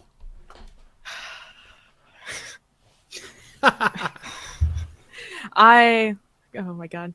I have heard of Harshnag. Are you not the giant who worked with Force Grey out of Waterdeep? I don't even know, guys. Yeah. He gives you a nod and says, "Oh, those stories are exaggerated, but I do miss my friends." And then for those that are searching, you find the giant bags once again. So we get to do our favorite thing in the world, which is roll on the giant bag chart. Come on, Toboggan. Woo! All right, I have the item up. So you get 1 roll per fire giant this time around. Ian, would you like to make the first roll in the bag you're looking in? Sure. It's always Graybeard. Sure. I'll take one. I'll take the one that I was supposed to kill, but 1D100. was KS'd. That's true. Kill 1D100. He got the gold for it. He did an aisle on you. Hey, no, I pulled a PB is what you're saying. Yeah, sure. Roll Constantly. me a 1d6. 1d6. There you go, buddy. Out of the bag, you pull out 3 dragon scales. And as you look at them in the firelight, let me go up to Dragonborn. And we will randomly decide what type of dragon, because that's pretty cool. I love once I these can just find it. random things. Where are you at? Out of this giant bag, you get 3 scales. I'll take dragon scales over moldy cheese any day. Oh, that's true. Or a couple of herring. Uh-huh. There's the elf. A bucket with rope. I'm almost there. There's the dwarf. The dwarf. Dragonborn is all the way at the bottom in the PHB. Is it? Oh, why is it Yeah, not it's- alphabetical? Well, he's one of the irregular ones. He's down there with Tiefling. Yeah, that thing's all funky. I know. Because I was looking for him also, and I was like, why is this not in alphabetical order? Tiefling. He should be Tiefling, above. half orc. Human comes after half elf. Half elf. And No. Where is he? that one's in alphabetical order. He's the first one. Dragonborn. Okay. So roll a 1, 2, 3, 4, 5, 6, 7, 8, 9. 1d10. Ooh, you have 3 black dragon scales. And these are the size of like a shield. These are big. That a paladin could use to replace the ones he sold to get Smiley. All right, let's take that down. That's cool. All right. Now these are quite valuable. Okay. You also find 2 of the iron chests that appear to be of the description from Hawk's Keep, where they mentioned that these look like the lost wages. There were 3 chests, and there appear to be 2 in this sack. There also is 90 gold pieces and 13 platinum pieces. Ooh. Okay. Not bad. All right, let's have a roll from our other dwarf, or not our other dwarf, but the dwarf. 1d100. He rolled a 1. No, I haven't rolled anything yet. Yeah. There it is.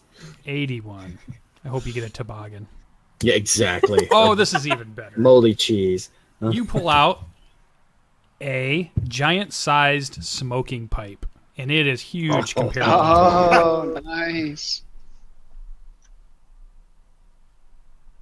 I should give that to our new friend. You also find in the sack, you find 1 of the iron chests, which now you have found all 3 of the lost wages. You find 210 silver pieces, not in the chest, Okay. and 80 gold pieces, not in that chest. And you also are able to pull out a metal belt.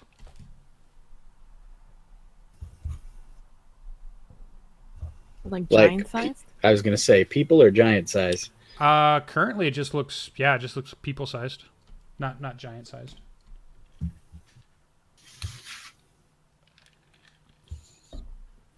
It looks like something he must have gotten off of something else, raiding or whatever. Inside there, you also find some just looks like some clothes that are human clothes, and then just like some various adventuring kits, but it's all been kind of damaged. It has blood on it, and it's just like, you know, like an adventurer's kit that's just been kind of thrown in there. Some of the clothes appear to be like a woodsman's clothes of some sort. You don't really recognize the style that much, but they're all torn and pretty bloody too, or dried blood, but human-sized. And then you find there is a axe also there. Hand battle. It's kind of looked like Wood. a woodsman's axe, kind of a chopping axe of some sort. Okay. Not necessarily a martial, like a warrior's axe, but more like a wood cutting axe. All right. And that is everything you find. There is nothing on the Hellhounds if anybody has searched them. All right. Back to our campfire. To answer Finn's question, Harshnag says to you, well, I've been following the trail of these couple of giants. It looked like they hit a cart on the road, but I wasn't there in time to save any of the people that were there. I don't know if they ate them, killed them, or did something else with the bodies. I couldn't find them. And I've been tracking. I tried to get out in front of them to see where they were going, but then I heard the sounds of battle in the night, and I had to come to see what was going on. Well, I think we owe our lives to you. Is there any way we can repay the debt? He says, well, how about with just information? What were you doing out here? Did these giants stumble upon your camp? Well, in truth, we attacked them. although we only saw the one at the time, so turned out to be a bit more than we could handle. Yeah, he gives you kind of a pretty respectful look. The idea that you guys were there to take him on. So you chose to fight these fire giants. Did they kill some of your kin? Did they destroy your village? Well, they'd stolen the wages of the workers, and we were going to immediately return those. I'm gonna look to the party real quick, and I'll say, they also may have been following us or looking for us. Graybeard pulls back and crosses his arms and starts to get like, dude. He doesn't say anything, but he gets the dwarf grump face. I say, I didn't find anything in my sack. You, Graybeard?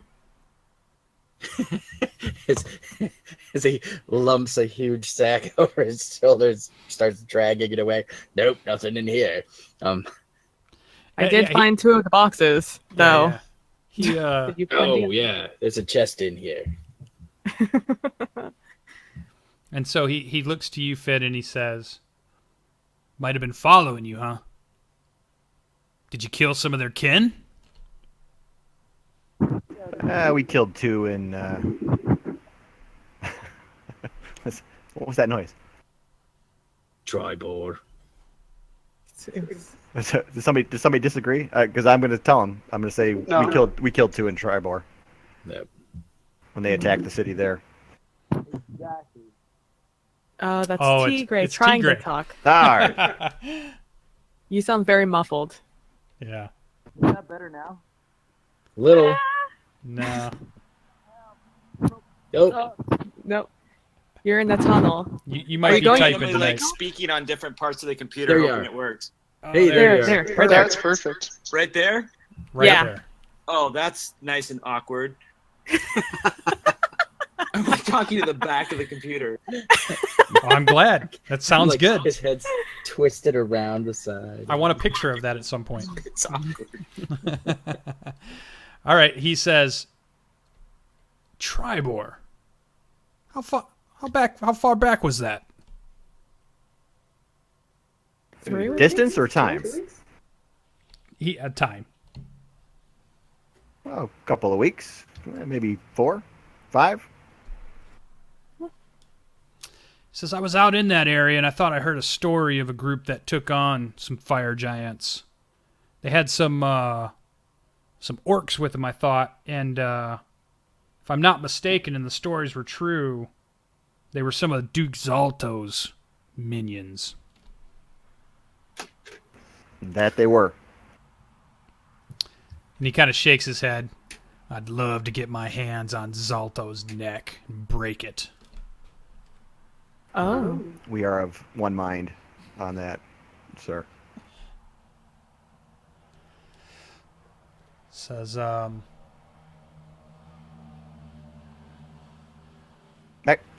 Hold on. Inside the giant bags, did they have the guiding tools? No. no. That was my... I They didn't find did not. anything. How are they tracking us? Are we still carrying the rod? You guys are. 2 of them, in fact, and the artifact. We're like a beacon. Well, we were actually traveling to Citadel Felbar to drop off an artifact we think these fire giants are chasing. He says, I've been hearing stories. I've killed a few on the way here. Seems like they're trying to rebuild one of the old machines. Can I do an insight check? Sure. Am I on me? Yes, this is me. Insight. Oh. I mean, you know. Yeah, he looks like a big It's pretty frost good. giant. What were you trying to incite? What were you hoping to discern? If he's playing us.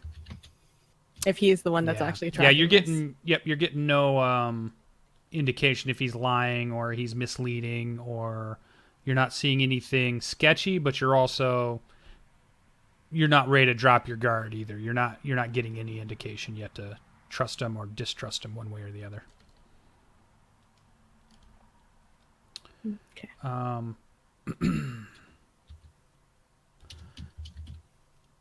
Says, well, if you brave adventurers don't mind, I'll stay the night here with you. Absolutely.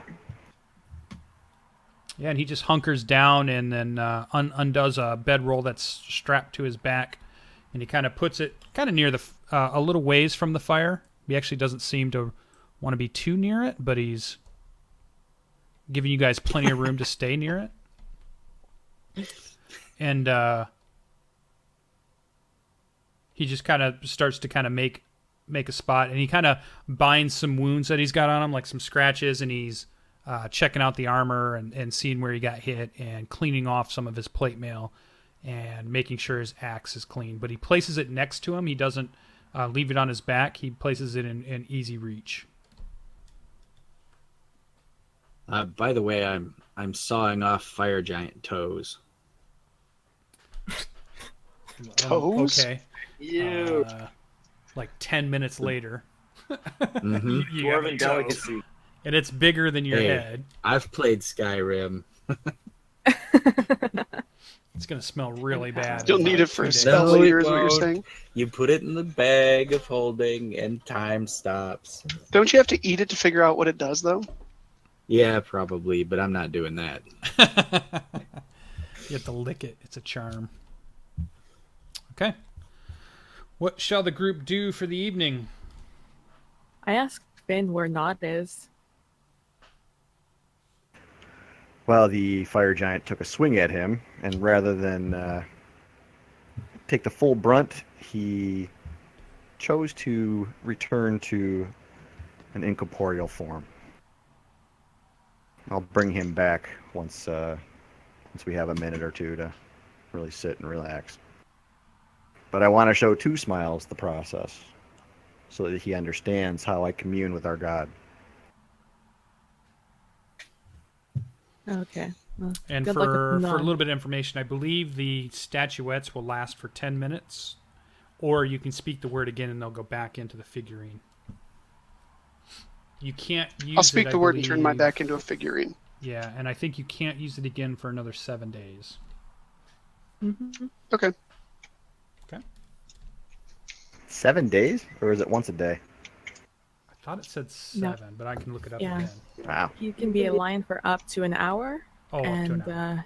yes, yeah, and you have to wait another 7 days until you use it again.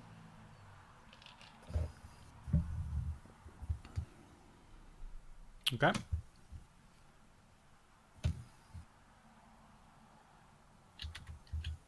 Well, closer to dawn, if nothing else is happening, then Finn and Two Smiles will kind of go off to the side a little bit, and Finn will perform the ritual to summon Nod back up. Okay. All the while lecturing Two Smiles. Yeah, I want to give everybody. And I'll bring all the horses back over to the campfire area where we're at, Thank you. and then start taking care of mine. And in the morning, I want to ask Harshgar what kind of these things about the machines he was talking about. Yeah. All right. Yeah. So we go through the evening, and we'll assume you guys resume your regular watch. Harshnag just goes to sleep at that point, and you guys get a long rest because it was like midnight or so, so you still get a good 6-7 hours of sleep even if you get up pretty early. And so Finn goes off and begins the ceremony to summon Nod. Two Smiles is with him. If you want, go ahead and describe that for us so that we can kind of have that scene. It's nowhere near as in depth as it was the first time he summoned him, but this is actually the first time he's had to resummon him, so he'll be kneeling on the grass there, and since Nod is a creature of nature, the mist will pull up from the grass and form the shape of a lion and gradually solidify into Nod. Yeah, and you see Two Smiles kind of walk over to Nod, and he reaches his hand out and touches the mane, and then he looks to you and he says, "So this is the power of." It's Corleon? Or Coriellin. Coriellin. One of the way. And he looks to you with a question like, "So this is the power of Coriellin?" As he touches Nod once again. Well, it is a fraction of his power, and it is a gift that he gives to all who ask for it. And he looks to you and he says, "Does he speak to you, Finn?" The Nod or Coriellin? No, you think he's talking about Coriellin. Oh. He has in the past spoken with me, but anymore, unless it's a dire emergency, he just assumes that I will do his will on this plane. Does he speak to everyone? He speaks to everyone who is willing to listen. Yeah, you see him kind of look at that, and he stares at Nod, and then he kind of goes silent as he contemplates what you've said. And then we'll jump the scene back over to Coffee as you see Harshnag is rolling up his bedroll in the morning.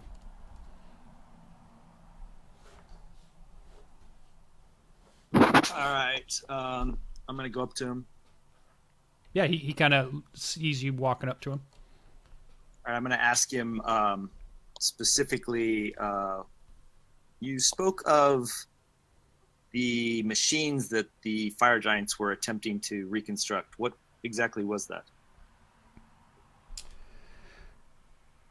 Those blasted machines they made to fight the dragon back in the wars between the giants and the dragons was the Vunadod. It's a siege engine capable of great destruction. It wouldn't surprise me if Zalto is trying to get his dirty hands on one again. This Duke Zalto, where does he reside? That's a great question, and I know it as soon as I look at the map. Iron Slag. Yeah, Iron Slag. Just north and east of Citadel Felbar, right? Yeah. It's all the way at the tippy edge.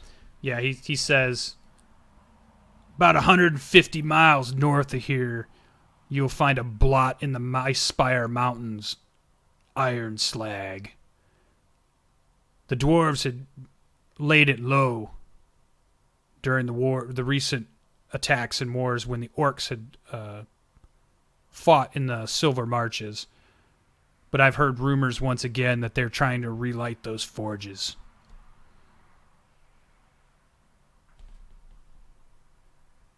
Interesting. Thank you, sir. Let me go back to the right map now. Yeah, he says and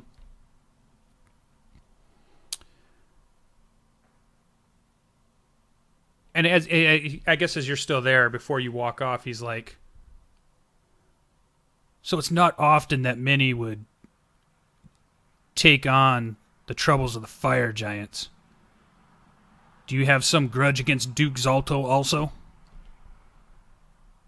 All right. Finn hears that. He'll say, I do. He killed many of my people, shattered my legs, and would have eaten me had I not been freed by some patriots of the Elven lands. So he says, so then you're the leader of this group and you form them to hunt fire giants? Well, I'm not the leader. I'm going to point to Ian. She's the leader. But I'm up for killing fire giants at all times. So he looks to Ian and he says, so you formed this group to fight the fire giants? We came upon each other And as the luck would have it, we found ourselves in a position in which we now are attempting to deal with the unrest in the lands. Yeah, you see him raise an eyebrow, and he says, unrest?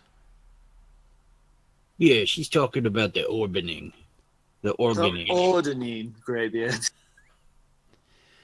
And he looks at all of you and he says, well, not only are you brave, but seems to be well informed. How do you know of the ordering?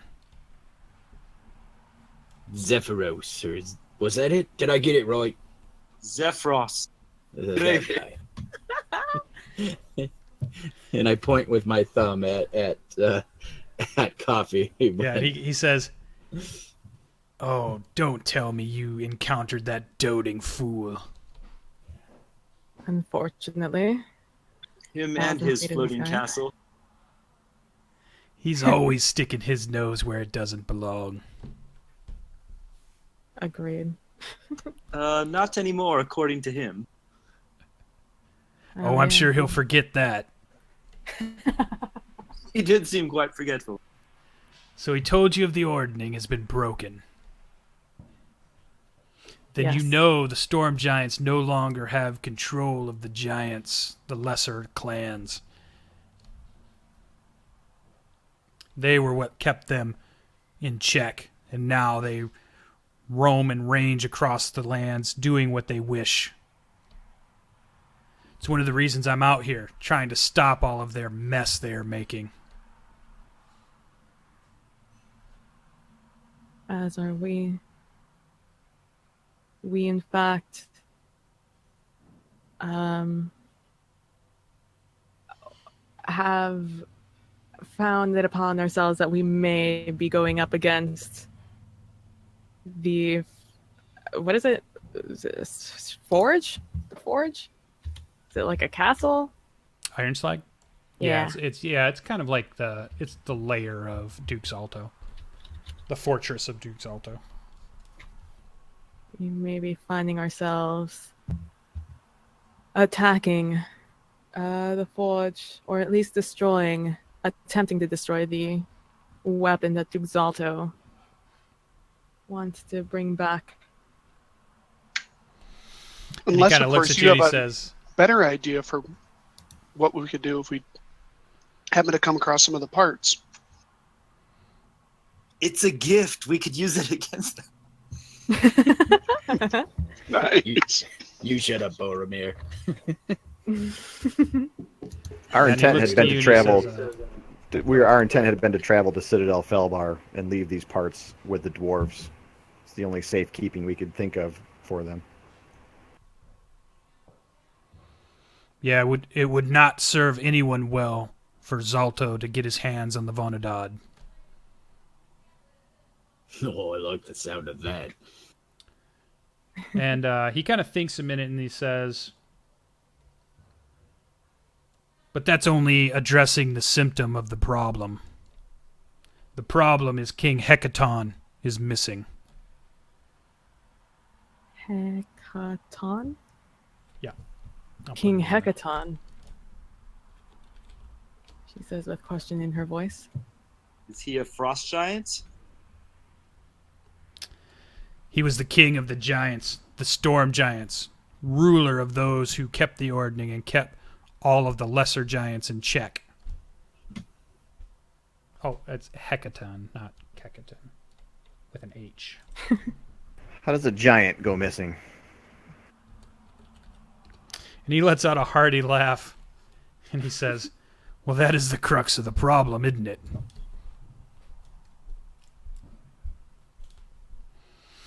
Where did he go missing?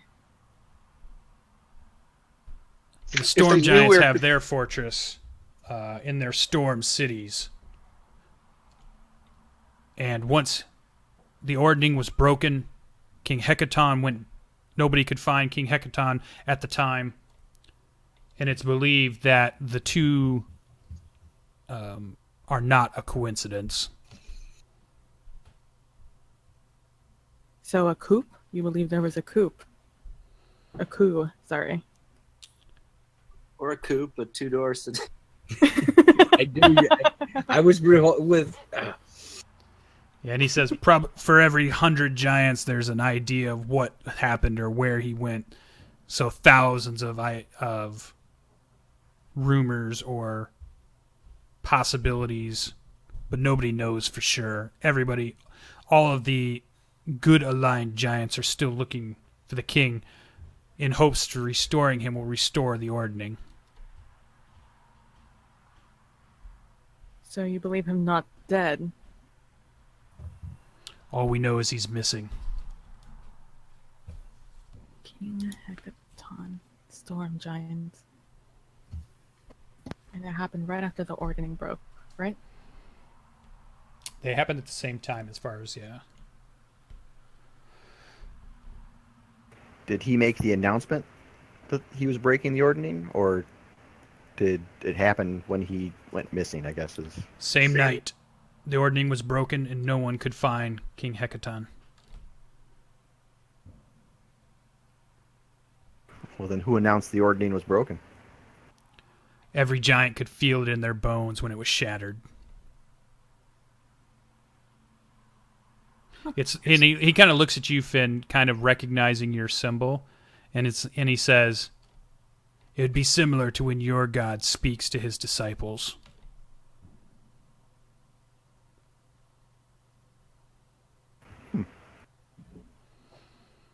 Would it be possible that Duke Zalto had anything to do with it? And he, sure, there are probably rumors, but more likely, he's just taking advantage of the situation. Many of the giants would wish to rule these lands once again. As you know, these lands were ours before the ordning, and we decided to retire from most of these lands and allow the small folk to prosper. There are many clans that wish that never had happened, and had they been in charge, you still would be at war with them. But since the Storm Giants were able to win the ruling, they have decreed to leave the small kingdoms alone. What was one of the more prominent clans, more outspoken clans? And when he's saying that, he's mostly referring to what you guys would think of as the evil giants. So, like, the fire giants are considered to be like evil giants. Hill giants are evil giants. Stone giants. There's not a lot of good aligned giants. There's only, storm giants, and even cloud giants are considered evil. And then there can be groups within too. So you guys are kind of starting to learn that and starting to find that out, because like Zephyros, even though being a cloud giant who are normally evil giants, he was a good aligned giant. It's almost like you can't judge a book by its cover. And I'm going to look at Ian. Nothing. Blank face. Blank face. Blank, vacant eyes. Stare at him with your dead, vacant eyes. Your resting bitch face. You know, us dwarves have a saying. If it looks like a dwarf, acts like a dwarf, it's probably a dwarf. Sure. If you lump the Durgar in there with you, right? Yeah. That's fair.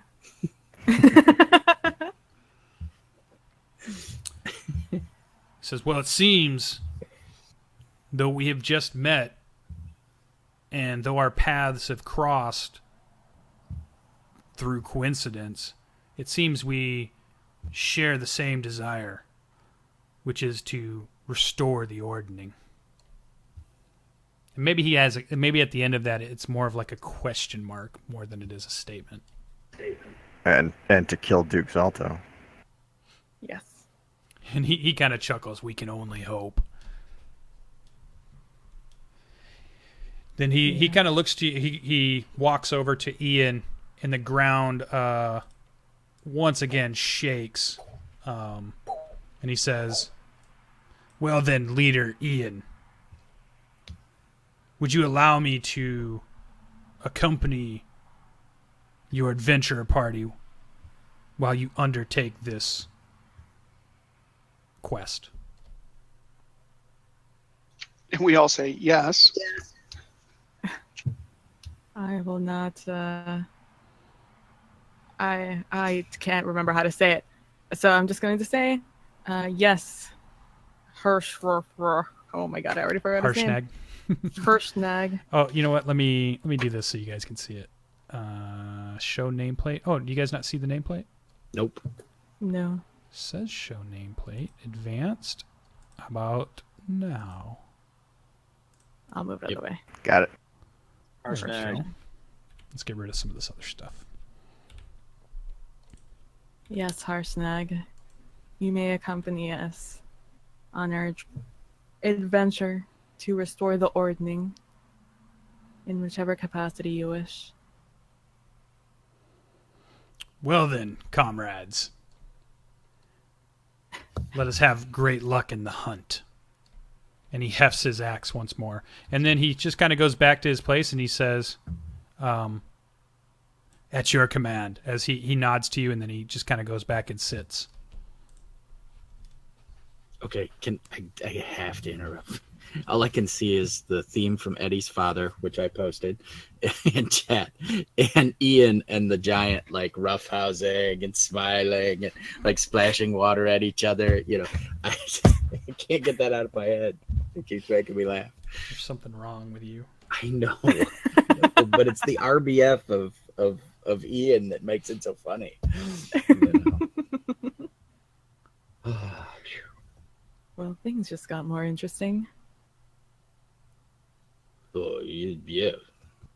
It'd be nice if one of these magic makers could put my guts back together. Are you not okay? Have you not healed up? It took a Did long rest. we have a long rest? This is Yeah. in the morning? Yeah, in the morning, everybody would have a long rest and okay. have Those are their called hit points back. emotions, Graybeard. You got to get over Tigre's death. Never. Move on, dude. Move on. My Graybeard's next tat. Tigre for life. When we wake up in the morning, I'm going That's a to tramp cast. stamp. I'm going to cast Aid, which is going to give everybody another 5 hit points for the day. All right. Some 10.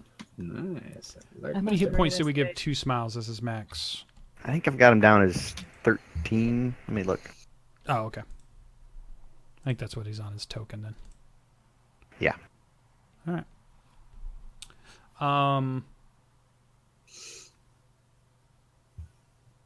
And that's going to be my plan for every morning, just so everyone knows, is casting that Aid spell. And So, everyone gets... okay, cool. Ian playing Jarrel. Yes.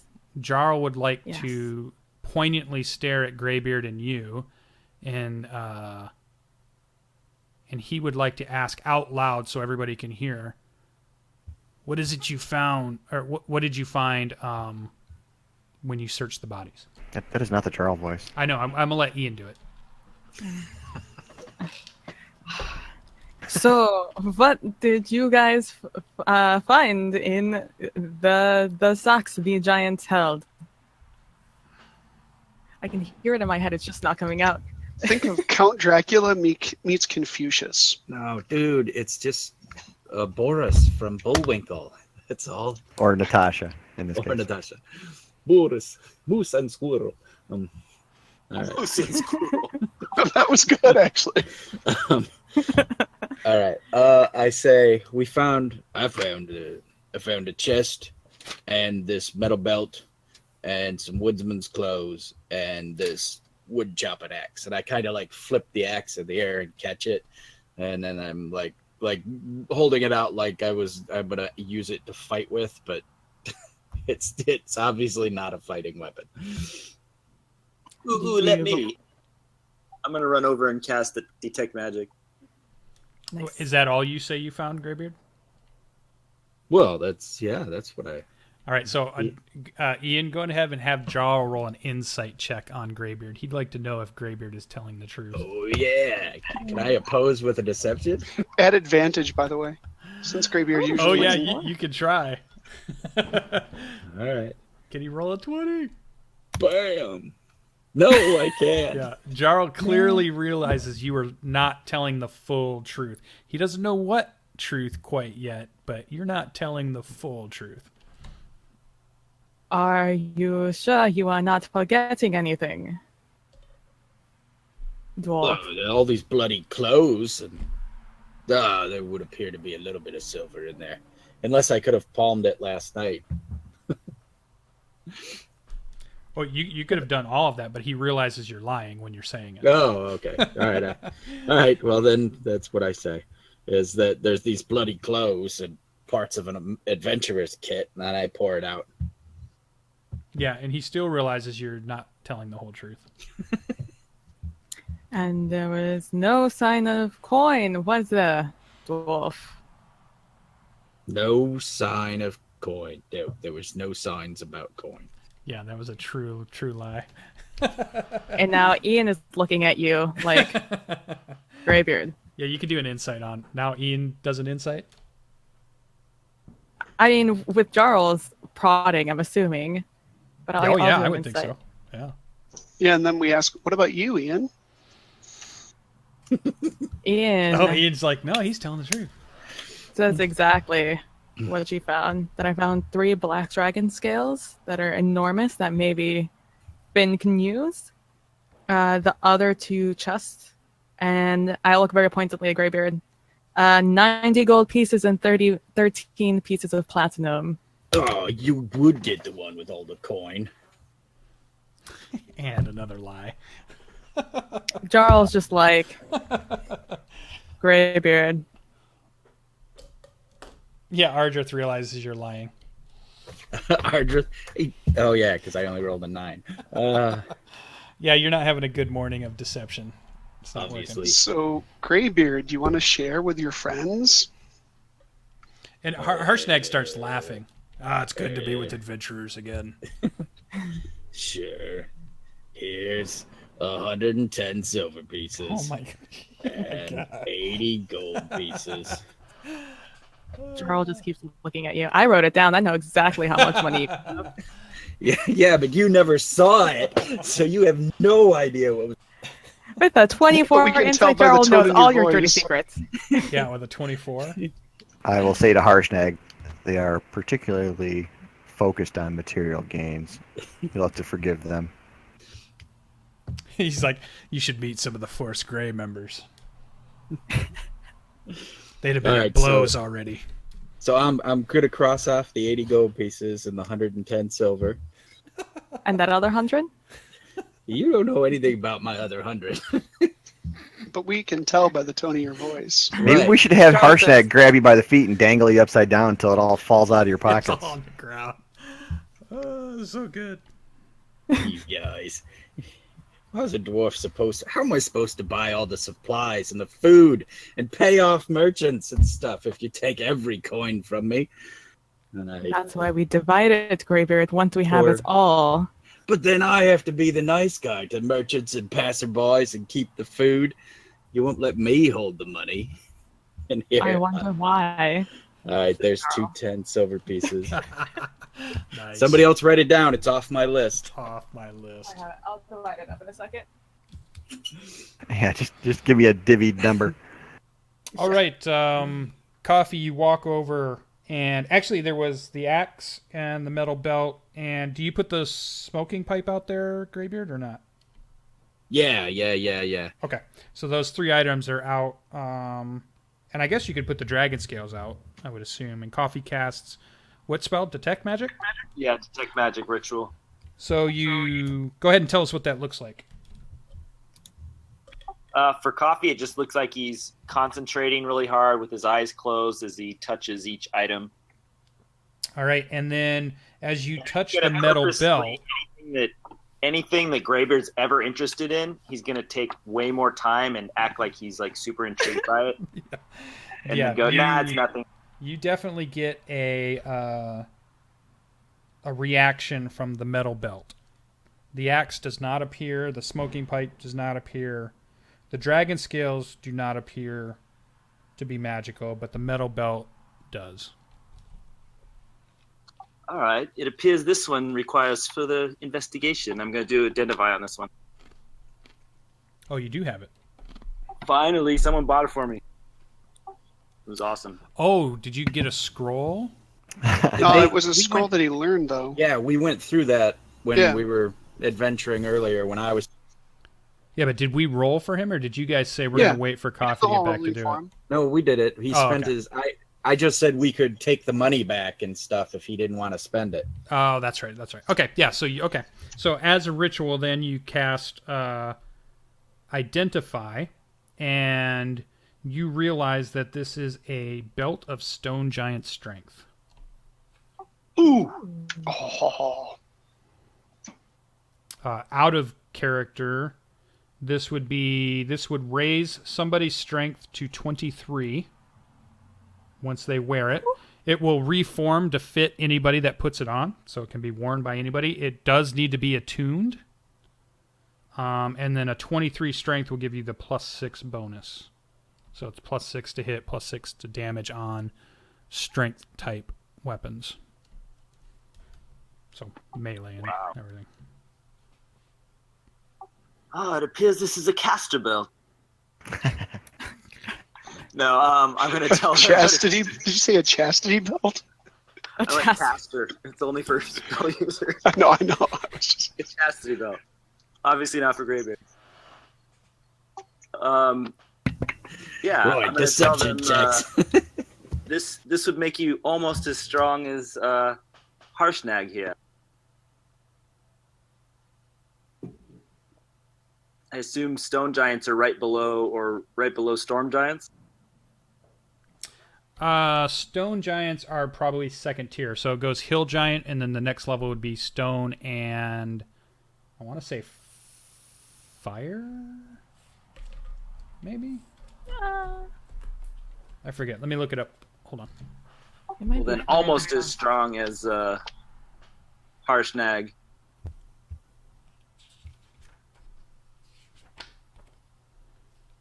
There's your gold, by the way.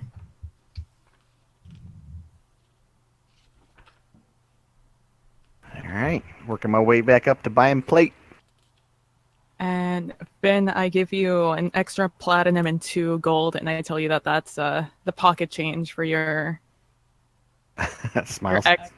for your extra. Say his name. He looks at you with big puppy dog eyes. Can't you say my name? As I look at him, I just see all the faces of those that I've found slaughtered on the edges of the forest, and I give you the extra. It was a platinum and 2 gold. Oh, that's harsh. That's awesome. Yeah, you guys would know probably by now. So it would be hill giants are the weakest. Then it's the stone and the frost are the same. Then fire giants. So fire giants are actually stronger. Then cloud. Then storm.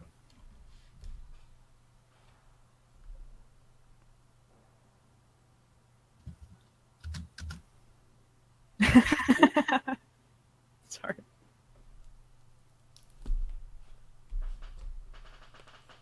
Well, I think this item should be used by someone.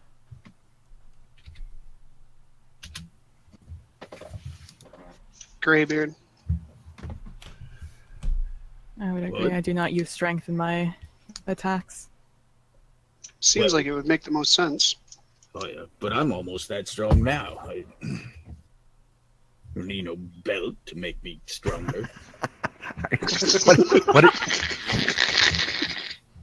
What are you at right now? 18. I had to laugh Are you when I really? pushed to talk. Yeah. Pushes you up to 23, though. Yeah, plus 5 to your strength. That's insane. Well, Graybeard doesn't know that. He's like. Anyway, if you guys are handing it to him, you know I'm not gonna turn it down. That's for sure. Let's do this. Let's have Harshnag challenge you to a arm wrestle without it, and then you decide if you need it. Bring it on, giant. He kind of looks. He was. I would love to arm wrestle him, but I don't even think his whole body fits in the palm of my hand. You could use your pinky. Finger wrestling. 1, 2, 3, 4. Let's have a thumb war. One more. He just presses you to the ground and holds you there. You just see little arms and legs. Just let me go. You just roll a die. Let's do this. Oh, you want to do a strength check on him? How about a grapple? Yeah, okay. I'll rage up for it even. Sure. Like, just crack my neck. Okay.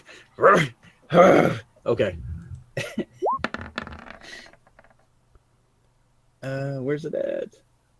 Athletics. A natural one. Natural. Oh, yes. Oh, beautiful. Here's the next thing. Advantage. Here's the I got next a 20. thing. Harshnag has an ability that he can just decide to pass a saving throw once per day when he wishes. So he chooses to beat you. Nice. He has legendary resistance. Are we wrestling for that belt? And he's like, he looks at you and he pins you to the ground, and then he picks you up and he dusts you off. He says, "Oh, that was a good try, little one." Little dwarf grump. That was for his pride. That's what that was. Jarrel over there. So are you All taking right, the belt, Graybeard? Guess. All right. So it's the morning. You've divvied up your treasure. You've recovered the lock boxes. I'm going to move you back to the map. What is the group doing? Heading back up the Citadel Felbar.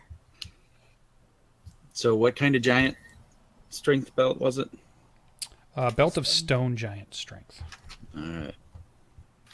I will look that up. And so your strength will move to 23, and I'm pretty sure if you just move it to 23, it'll probably just adjust automatically. But you can write down what it does. It's a 23 strength, and it should be a +6 bonus. All right, the group travels up to Citadel Felbar, and you guys make it there. It takes you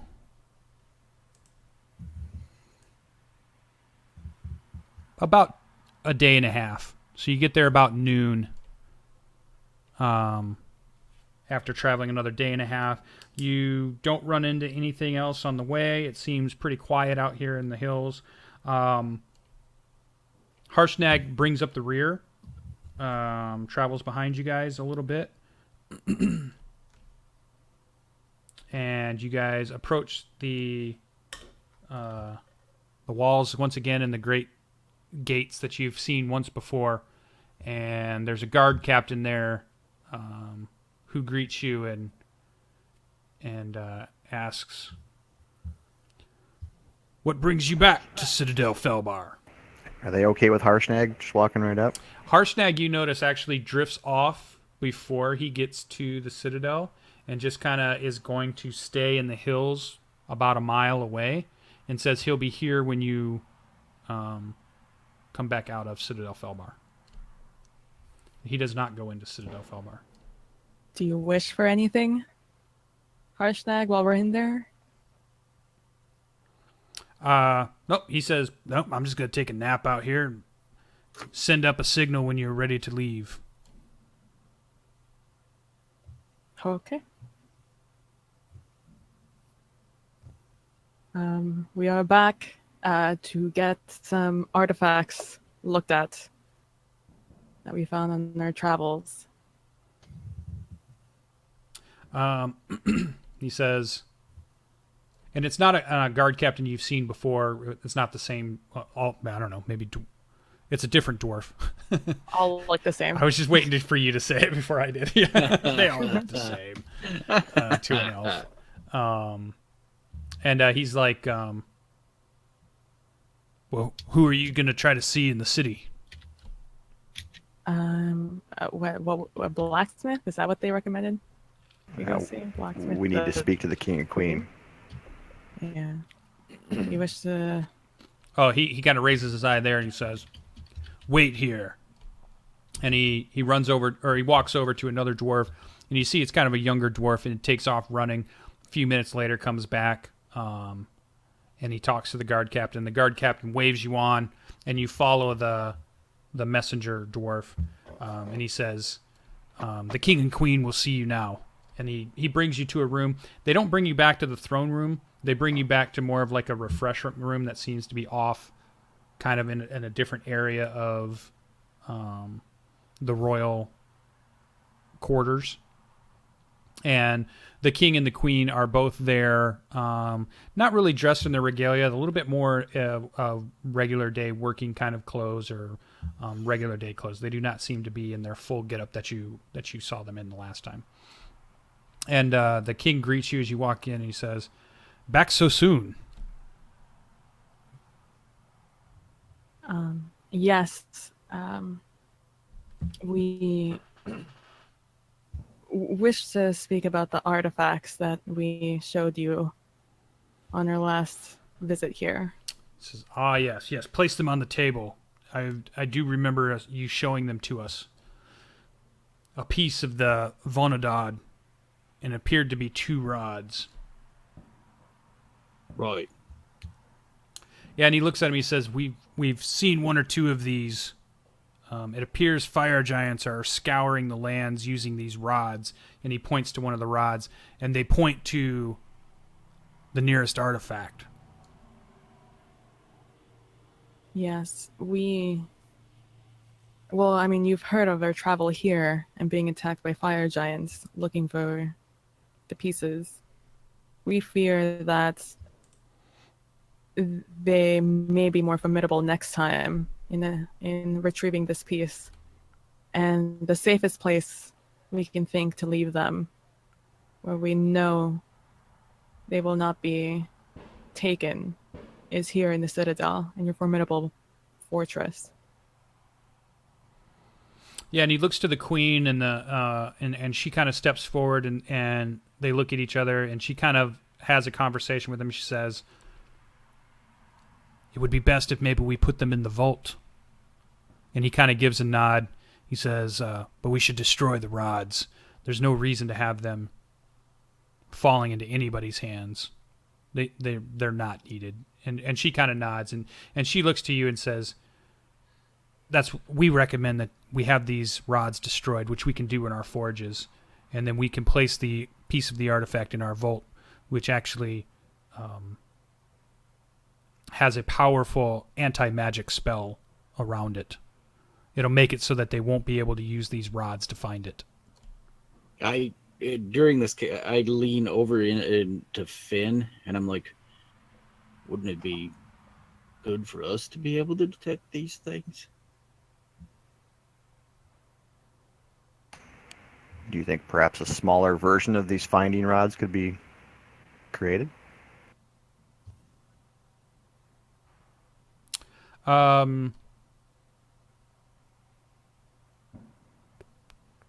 He doesn't, and he kind of thinks about that. And he says, "I don't believe it's something that we could create without having the knowledge they have of the Vonadad." And he thinks about it, and he says, "More than likely their plan is to gather as many pieces as they can, and for the ones that they cannot retrieve, they will simply use the forges to rebuild. This is why we think they're trying to relight Iron Slag. It would allow them to build any of the pieces they are not able to get their hands on." I mean, it's been several weeks. If they were going to find them, I think they would have gotten there already. They got to Tribor very quickly. And that's on the other side of this coast. So destroying the forge is the best option, just not one that we can pursue right now. No. Yeah, and the queen says, "Yes, even though we will be able to keep this piece from them, by no means do we think that this would stop them from recreating the Vonadad. It would only delay them if they could not find the pieces and put them together, for they would have to reforge whatever they could not acquire. How long do you think it would take? If they have to rebuild pieces, could be a year. Well, by all means, if we can slow their progress down. Yeah. I mean, yes, please keep the piece away from them in your vault. Yeah, she summons when you guys walked into this room, there were 2 guards that were on the outside, 2 shield dwarf guards, and she summons them in, and she says in Dwarven, take this to the vault. Make sure you have a full guard with you when you go. Tell no one that you are putting it there. And they kind of grab the artifact piece, and they go out and they're gathering more. And anybody that understands Dwarven would understand what she said. And then she says, we will have these destroyed unless you wish to take them. And she points to the 2 rods that are on the table. Do we want one? I have no urge to carry them. Yeah, I don't Surely really want them either. Up to the bearers of the bags. Yeah. Oh, I got a bad feeling about this. And I hand over the 2 rods. Burn them. And then, the queen says, it will be done.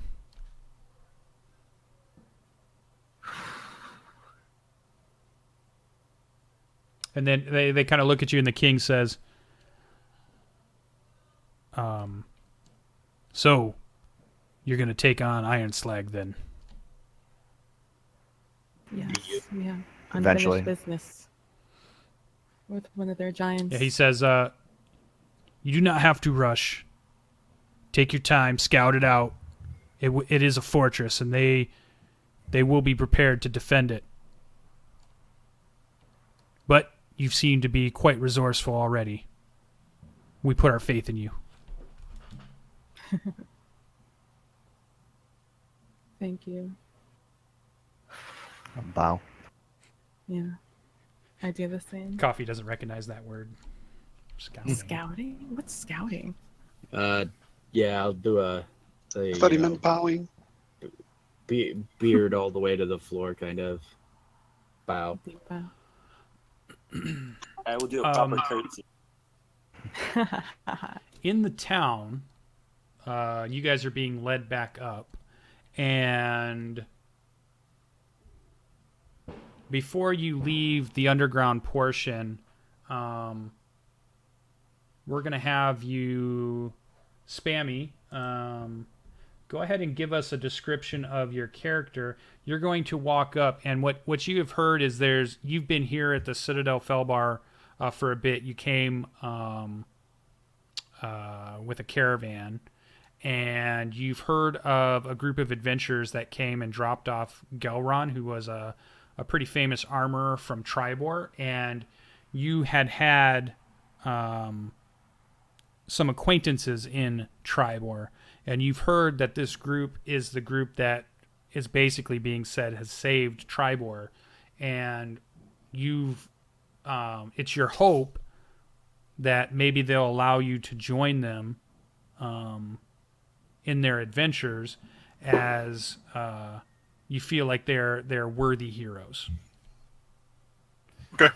And then so as what ends up happening is you hear that they're here again at Citadel Felbar. They've returned, and they're having an audience with the king and the queen, and you're kind of loitering in an area where you know they're going to kind of pass by when they're done. And then so you see the group come out, and then you're able to approach. Okay. Edrum is kind of short for a human. He's got blonde hair. He is wearing a cloak over studded leather armor. He has kind of like a quiver with some javelins in it on his thigh, and a mace and a staff. one more piece of information for you too. You also thought you knew somebody who was in this group named Armel, who is another druid, an elven druid. Or was he half elf or elven, Logan? He was human. Oh, he was human. So you knew him. His name was Armel, and you thought he was with this group. But as you approach this group, you do not see Armel, who you have an acquaintance with, and you've had a friendship, but it's kind of been like just that you see each other every now and then kind of friendship. And you don't see him with this group that you thought he had joined. Excuse me, please. Are you the group that traveled here from Tribor after defeating some giants and orcs? Who is asking? I am a druid from the Silverwood. The group that attacked Tribor passed through the Silverwood and left a path of destruction. And I followed them to Tribor. And since Tribor, I've been following a group that I believe to have been acquainted with a friend of mine, Arnell. Is that your group?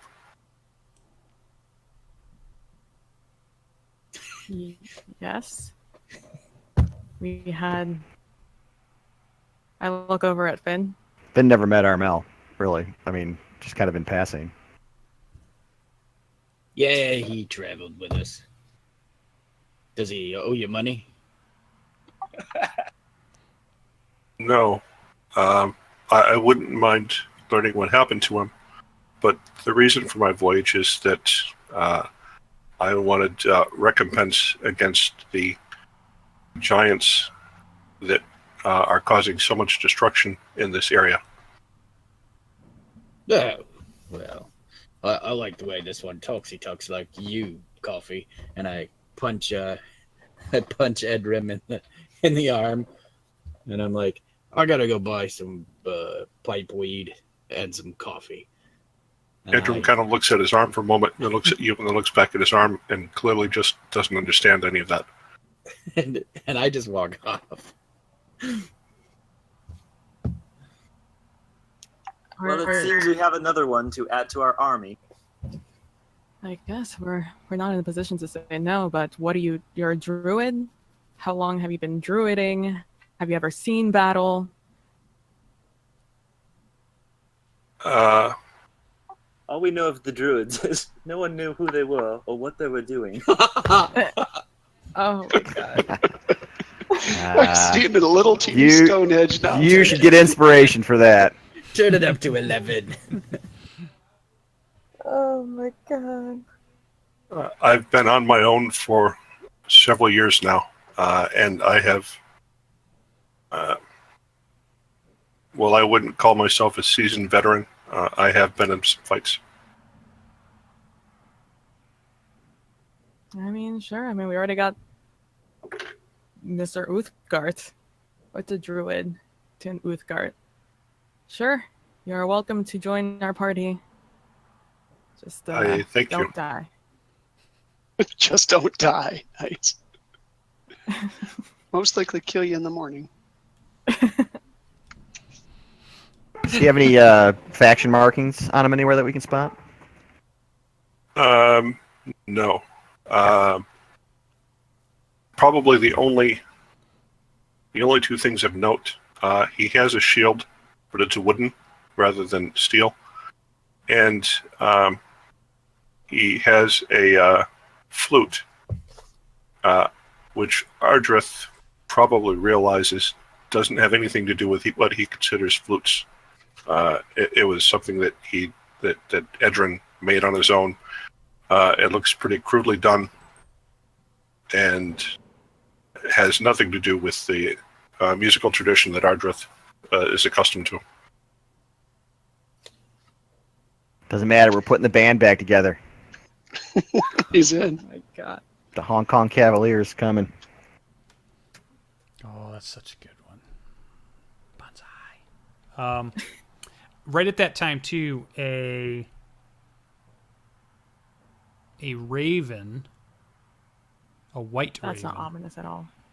Oh, that's even less ominous. lands on Jarrel's shoulder, and it appears to have a scroll attached. And you guys notice Jarrel looks at that, doesn't seem completely surprised by that, and then unfurls the scroll. That's like a tiny little scroll that's attached to the white raven's leg. He reads it, and you see a look on his face of distress for just the briefest of seconds, and then back to like he's controlling his emotions. And then the white raven flies off, and he says to you that he must attend to something that is of a personal nature, and I will have to catch back up with you when I can. He says, if you would leave a message where I might find you wherever you may go, but I must leave at this point and take care of this immediately. Where do you go? Is it dangerous? He says, no, it's a matter of honor is all I can say. And he kind of just bows to you guys. And, and actually, he says, knowing you will still be heading into danger, I do not wish to allow the group to go in without some help. And he hands the ring to Ian that he wears. Oh. He should have given it to Ardreth. Ring of protection. That's the +2. Okay. No magic items, just saying. We'll talk about. He also has the bracers of wind. Just throwing that one out there. Oh, does he have those too? Yeah, he hands those over too. Okay. Yeah, he wishes you well, and if he can return quickly, he will. He will check back here at Citadel Felbar to try to find where you are, or he'll seek you out once he is done. But this is a matter of great honor to him, and he must go. Okay. And then he kind of grabs his stuff and cinches it on his back, and he moves at a quick clip and heads out of Citadel Felbar, or actually heads down to the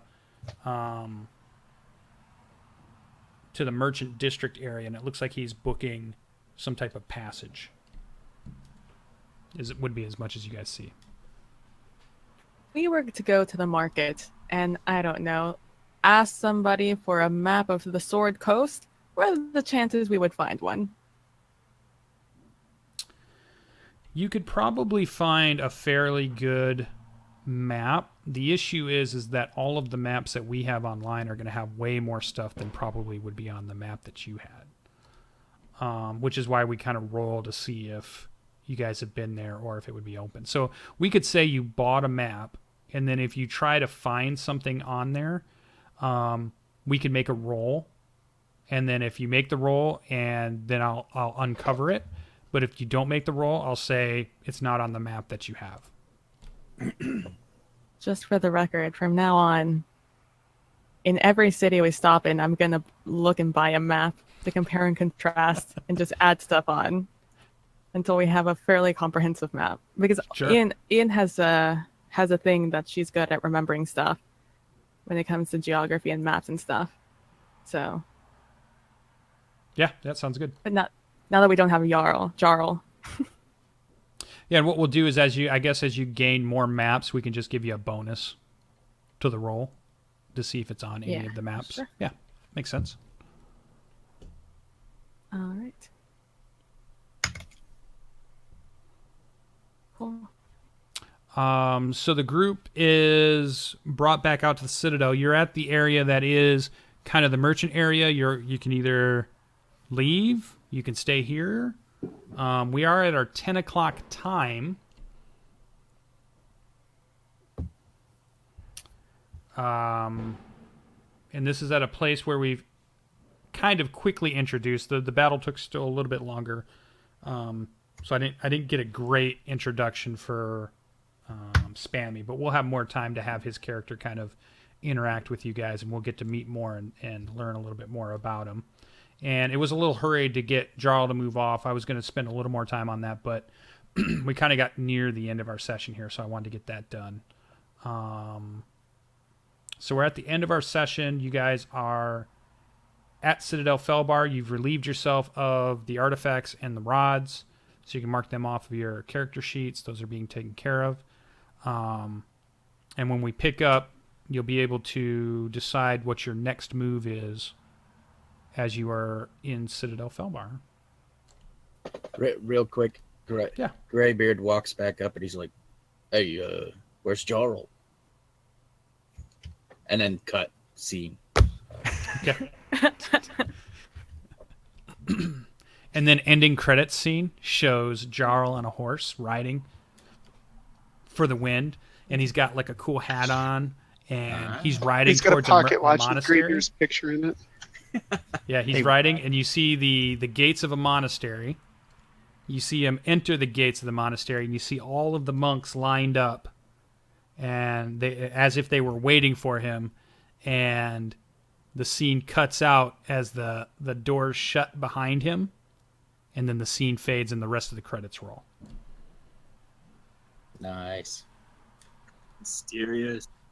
You got to come see Guardians of the Galaxy 2. No. It was the Marvel catch reel at the end. Hey, why don't we decide what we're doing before next week rolls around? Yeah, that'd be great, so I know what to prepare. Yeah. So let's do Why don't this. we I meet think in a that tavern or is, something? For those of you that can't stay, I'm we'll good go ahead tonight, and call the actually. session. If you want to stay here, I you're can leave good. the stream going for a bit. That's going to be the end of the adventure, although you guys are quite welcome to stay here and talk about your possible plan of action, which will help me plan for next week, so I know exactly what we're going to be tackling, which would be nice. So a couple of more announcements at the end here.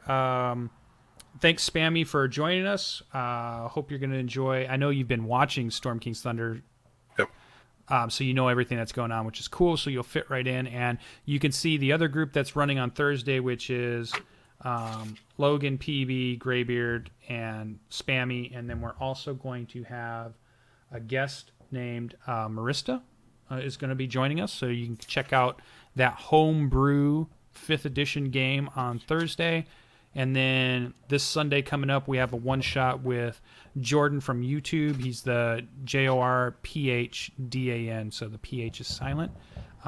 He's doing a lot of videos out there, and he's agreed to do a one-shot with us. Also, another person that's doing a lot of character building videos right now is Magpie Random, and she has a great YouTube channel that you can check out for anybody that's new to Dungeons & Dragons. And also joining us in that game is going to be PB and Graybeard's Tavern, which you guys know from this show. So hopefully you see that. Keep an eye out on Twitter for more announcements on other stuff that are going on with that. And there'll be even more games coming up over the summer as we get into spring or fall and then winter back around to spring. So, all right, I'm going to go ahead and let the group do whatever they want at this point. If you guys want to stick around, you're welcome to. I'll leave the stream up as long as most people are here. I'm going to go get a drink real quick, though, and I'll be right back. So we have 2 major quests. One we finished,